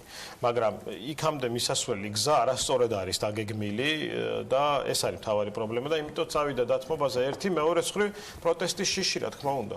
არსებობს კი იყო გარკვეული პროტესტი, თუმცა არც ისეთი მძლიერი და რაღაცა ორგანიზებული, იყო რაღაც პრეტენზიები გამოთქმული, რომელსაც ნუ სურათი არ შეუცვლია. მთავარი ამოსავალი წერტილი დღესაც, ხვალაც და ზეგაც იქნება ის, რომ საზოგადოებრივი ტრანსპორტი უნდა იყოს ყველაფრის ალტერნატივა, ყველაფრის ტაქსი, სადაც ჩვენ შეგვიძლია ვნახოთ სულ რამდენიმე წუთის წინ თბილისის მეტროში გადაღებული ფოტოები და ბოლო კითხვას დაგისვამთ პარალელურ რეჟიმში, ვიდრე დაგემშვიდობებით. ნუ პრინციპში მეტრო ყოველთვის გაატვირთული იყო, ამაზე კახკალდის არგუმენტიც მოვისმინეთ, რომ ესენი ერთმანეთთან კავშირში არ არისო. თქვენი პოზიცია, ანუ მეტროში არ ჩადის ტაქსის მომხმარებელი, იყო დაახლოებით ასეთი კომენტარი. სად არის სად მიდის მაშინ ეს გზავრთან აკათი? სამწუხაროდ ქალაქის მერს არ აქვს სწორი წარმოდგენა და ეს არ არის მისი ბრალი პირდაპირ და გულწრფელად მინდა ვთქვა, იმიტომ რომ ჩვენ ხედავთ, რომ იგივე ავტობუსების ნაწილში ძალიან ცდილობს, ხო, საზოგადოებრივი ტრანსპორტი არის მის პრიორიტეტებში, ეს ძალიან კარგია, მაგრამ აი სამსახურები და მთავარი უპასუხისმგებლობაც ის არის, რომ ამხელა რეგულაციები აკეთო იმ სამსახურებთან ერთად, რომელსაც ტაქსთან არასდროს შეხება არ ქონია, გარდა იმისა, რომ თუ უმგზავრია, ხო, არანაირი შეხება ტაქსების მართლობას რაღაც მენეჯმენტთან არ ქონია და ეს სამსახურები აკეთებენ რჩევებისაც ეს სამსახურები აძლევენ. ეგ არის ყველაზე დიდი საშინელება. როგორ არა აქვს საზოგადოებრივი ტრანსპორტი, ტაქსის, ესე იგი კლიენტი არ სარგებლობს საზოგადოებრივი ტრანსპორტით, რას ბრძანებთ? ეს არის წარმოუდგენელი რაღაცა. მით უმეტეს, როდესაც ესე იგი იაფიანი იყო ტაქსი, ხო, რაღაც გარკვეული პერიოდი და მაგალითად მიკროავტობუსის ტაქსის ფასი, რაღაც ცოტა გარდამავალი ფასი. კი, როგორ არა, იაფიანი ტაქსთან ახლოს იყო საზოგადოებრივი ტრანსპორტის ფასების და სარგებლობდნენ და ახლა მით უმეტეს, ანუ ვინც იაფიანი ტაქსით სარგებლობდა, ეხლა გონიათ მე რეაშო დაუშვათ ტაქსის კლიენტი სხვა არის. არა, ეხლა ის კლიენტი გახდა საზოგადოებრივი ავტობუსის კლიენტი მეტროში. რატო? იმიტომ რომ სამლარიანი ტაქსი როცა გახდა 8 ლარი ყველას ხო ზაფხნაკადი გაიზარდა საზოგადოებრივი ტრანსპორტი. აი ეს ფოტოში თქვენ რაც აჩვენეთ და ეს იქნება ყოველდღე, მანამ სანამ საზოგადოებრივი ტრანსპორტი არ იქნება საკმარისი რაოდენობით. მთელი ეს ვინც იყო მოკავშირე თბილისის მერიის და ეს იყო იაფიანი ტაქსი, რეალურად ჩაწყდა ეს კონტაქტი და ხაზი, შესაბამისად უმეტესობა მგზავრების გადაერთო საზოგადოებრივ ტრანსპორტზე და პლუს გამოიყვანეს ავტოფარეხებიდან კერძო ავტომობილები, რომელიც შეიძლება კვირაში ერთხელ ან ორჯერ გამოყავდათ. ყველას დღეს ძალიან მარტივად გადაადგილების შესაძლებლობას და მშვიდობიან მგზავრობას გისურვებთ. ნუ ეს თემა უცბად გაგრძელდება. დავით მესხიშვილი იყო დღეს ჩვენი სტუმარი საქართველოს ტრანსპორტისა და გზების ასოციაციის ხელმძღვანელი და მადლობა მას. ახლა გადავხვდოთ გრძელვადიან ამინდის პროგნოზს და რამდენიმე წუთში დაგებრუნდებით.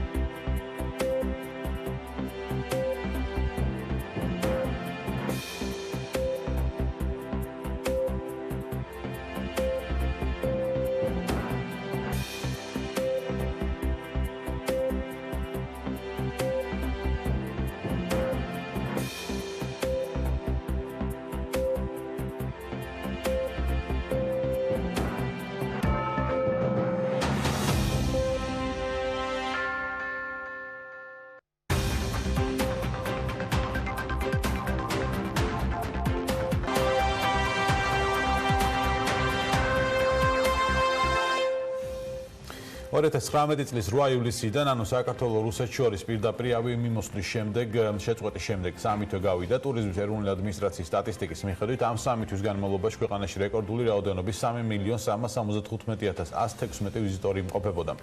რაც წინა წელთან შედარებით 148.700-ით, ანუ 4.6%-ით მეტია.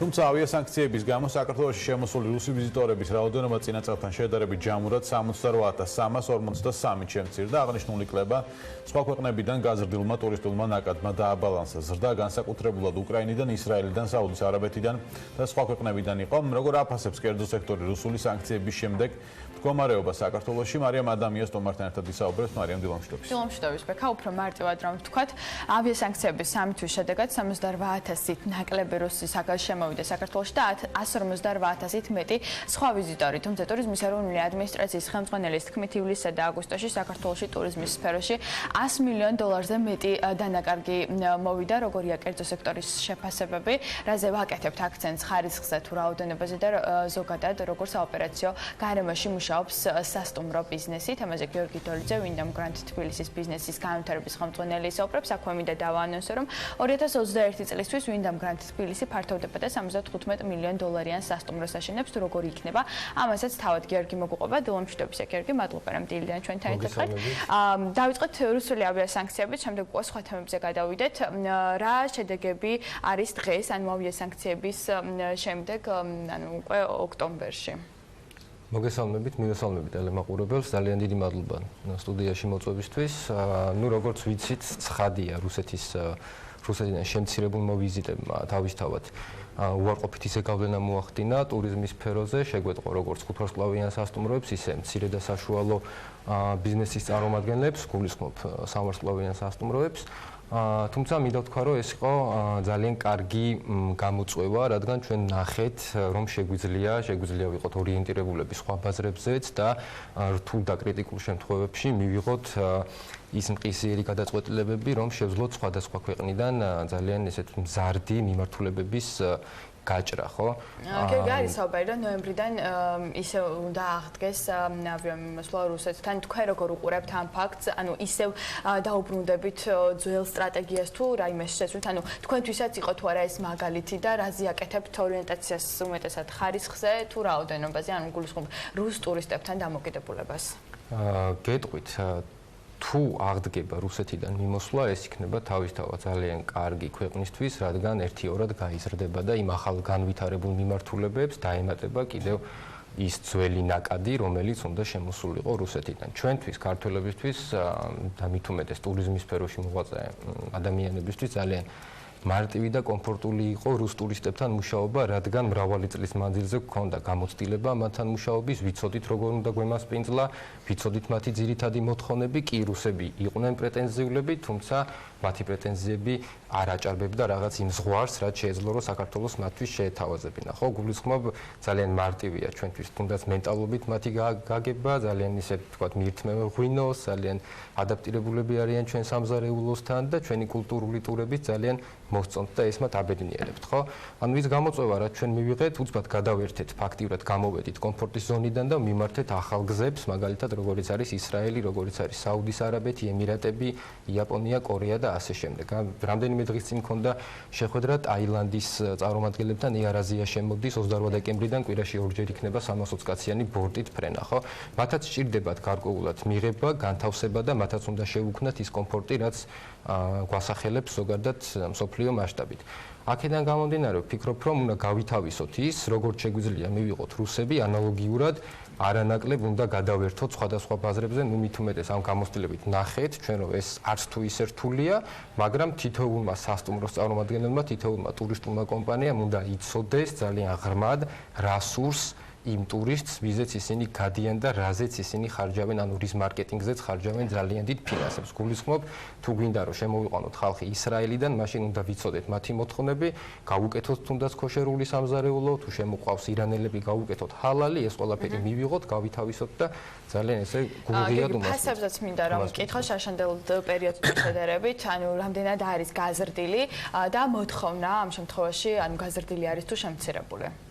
მოდი თქვათ ასე რომ მოთხოვნა ძალიან დიდი იყო უშუალოდ რუსეთის მხრიდან, მაგრამ შეეხო მოთხოვნა რუსეთიდან კლება, ზოგადად მსოფლიოს ჭრილში საქართველოს მოთხოვნა ნამდვილად არ შემცირებულა თუ არა პირიქით მე ვფიქრობ, რომ გაიზარდა კიდეც, რაც შეეხება ფასებს, აქ ესეთი სენსიტიური საკითხია, როდესაც მოხდა ეს პერიოდი, რომ გაწყდა რუსეთიდან ფრენები, ადრეც თქვი და ეხლაც იგივე აზრზე ვარ, რომ ცოტათი უფრო სხვანაირი ფორმულირება მიეცა ჩვენი მხრიდან ამ პროცესებს და ძალიან სხვა მიმართულებით ვიხმაურეთ, რამაც მსოფლიო ბაზარზე, მსოფლიო მასშტაბით გამოგვაჩინა, თითქოს საქართველოს ჩავარდა ძალიან დიდ გასაჭირში, ერთი ვაივიშით იყო ამბავი რა გვეშველება და ხვალიდან ყველა სასტუმროს ვკეტავთ რეგიონებში და ასე შემდეგ, ხო? თუმცა დღეს ვნახეთ, რომ ეს ასე არ მოხდა და მე პირადად ძალიან ბედნიერი ვარ და მინდა მადლობა გადაუხადო ყველა იმ წარმომადგენელს, ვინც დაუღალავად შრომობდა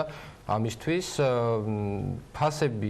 ფასების შემცირება პირველი ორი თვე მოხდა, იმიტომ რომ მოგეხსენებათ ამ ხელა ნაკადები, ხო, როდესაც ივნისი და ივლისში პლუს შემდეგ აგვისტო-სექტემბერზე გეხსნება ძალიან დიდი მასა, რომელმაც მთელი შენი წლის ამინდი უნდა შექმნას და ეს ყველაფერი დაჯავშნილი არის უკვე შარშან ნოემბერ-დეკემბერში.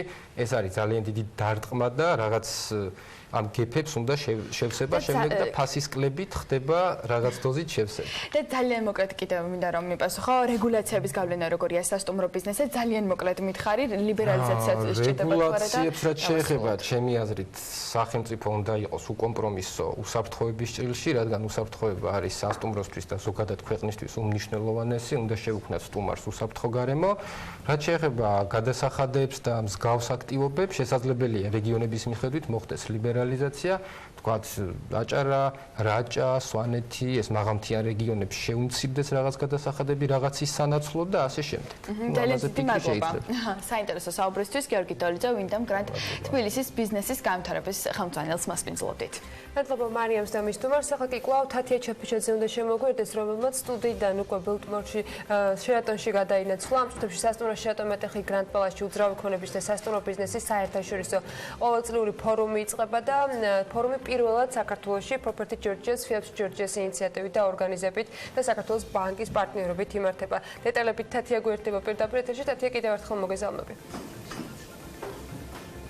კიდევ ერთხელ მოგესალმებით ანა, მივესალმები საქმიანი დილის მაყურებელს. დიახ, სულ რამდენიმე წუთის წინ შეატონ მეტეხი პალატში უძრავი ქონების და სასტუმრო ბიზნესის საერთაშორისო ყოველწლიური ფორუმი საქართველოში პირველად დაიწყო. ფორუმის მიზანი მსოფლიო რუკაზე საქართველოს როგორც ტურისტული და უძრავი ქონების ცენტრის პოზიციონირება და მიმზიდველობის ცენტრად პოზიციონირება. დღევანდელ ღონისძიებას 15-მდე ქვეყნის 300-ზე მეტი დელეგატია ესწრება და მისი მიზანი ქვეყნის შესაძლებლობების წარმოჩინება, ასევე ინფრასტრუქტურის განვითარება, საინვესტიციო შესაძლებლობები, ამ თემებს დაეთმობა სწორედ დღევანდელი ფორუმი. უფრო მეტ დეტალს სასაუბროთ კი ლიკა ქარდავა იმყოფება ჩემთან ერთად, Property Georgia's დამფუძნებელი მმართველი პარტნიორი. მოგესალმებით კიდევ ერთხელ, მადლობა რომ ხართ ჩვენთან ერთად. რას ეძღვნება დღევანდელი ფორუმი, რა არის მიზანი და რა შედეგებს ველოდებით ამ მსგავსი ტიპის ფორუმის ჩატარების შემდეგ? ძალიან დიდი მადლობა ამ თემით დაინტერესებისთვის. მივესალმები ჩვენს მაყურებელს. მართლაც რომ საინტერესო კვირეული გველის წინ დღეს ტარდება უძრავი ქონების და სასტუმროების საერთაშორისო ფორუმი, მდგრადი და მედეგი ქალაქების მშენებლობა. ორი მიზანი აქვს ფორუმს. ერთის მხრივ ძალიან მნიშვნელოვანია ორი სექტორისთვის, მდგრადი და მედეგი განვითარება, ეკოლოგიაზე გათვლილი პროექტები და ასევე მაღალტექნოლოგიური პროექტები, საუკეთესო გამოცდილებების გაზიარება საერთაშორისო ურბანისტების მიერ და მეორეს მხრივ საერთაშორისო ინვესტორების მასპინძლობა, მათთვის საინვესტიციო პროექტების ჩვენება, საქართველოს ჩვენება მისი უძრავი ქონების და ტურიზმის პოტენციალის კუთხით და დარწმუნებული ვარ, რომ ეს შეხვედრები იქნება ძალიან პროდუქტიული, როგორც კერძო სექტორისთვის, ასევე სახელმწიფო სექტორისთვის და ერთგვარ ქმედით ნაბიჯებს დავგეგმავთ ერთობლივად ჩვენი ეკოსისტემის გაუმჯობესებისთვის. დღევანდელი ფორუმის გარდა ხვალ და ზეგი გეგმება ასევე ტურები საქართველოს სხვადასხვა რეგიონებში. ამის შესახებაც მოკლედ რომ მითხრათ, რას ითვალისწინებს? კი ბატონო, გუშინაც ჩვენ მქონდა რამოდენიმე შეხვედრა კერძო კომპანიებთან, ასევე რამოდენიმე ტური. ხვალ დაგეგმილია საკმაოდ მსხვილ ესეთ საჩვენებელ მრავალ დეველოპერულ პროექტებზე ვიზიტი, სადაც კომპანიები წარმოაჩენენ თავის ასე ვთქვათ პროდუქტს, თავის სამშენებლო ობიექტებს, ხოლო ინვესტორებს და სტუმრებს, რომელთა შორისაც არიან უძრავი ქონების საერთაშორისო ფედერაციის სხვადასხვა ქვეყნის ხელმძღვანელები, ექნება შესაძლებლობა გაეცნონ ქართული უძრავი ქონების დეველოპმენტის პროექტებს, ნახონ საინვესტიციო შესაძლებლობები და ასევე ვთქვათ იფიქრონ გრძელვადიანად ქვეყანასთან თანამშრომლობის კუთხით. ანუ ეს წარმატებული იქნება და ბევრი ინვესტორი გადაწყვეტს. ჩვენც იმედი გვაქვს, რომ ძალიან შედეგიანი იქნება და კონკრეტული ქმედითი ნაბიჯები მოყვება აი ამ შეხვედრას. დიდი მადლობა ლიკას. ლიკა ქარდავა, Property Georgia's დამფუძნებელი იყო ჩვენი სტუმარი და მე კიდევ ერთხელ გეტყვით, რომ ფორუმი შერატონ მეტეხი პალაშის რამდენიმე წუთის წინ დაიწყო. ფორუმი ერთდღიანია და უკვე მომდევნო 2 დღის განმავლობაში ინვესტორებს კონკრეტული შეთავაზებები ექნებათ და ისინი საქართველოს სხვადასხვა რეგიონებში შეხვდებიან საჯარო და სახელმწიფო წარმომადგენლებს. მადლობა თათიას, ფორუმის შედეგებსაც აუცილებლად მოვიკითხავთ. დღეს კი ამით ვასრულებთ საქმიანი დილის ეთერს. წინ საქმის კურსის გამოშვებები გეოლდებათ ბექაბაციკაძესთან ერთად, რა თქმა უნდა, მუდმივად განახლებადი ამბები BM-წერტილჯის და ხვალ დილით 8-ზე შეხვდებით ერთმანეთს ტელეპირველის ეთერში. ბედნიერ დღეს გისურვებთ.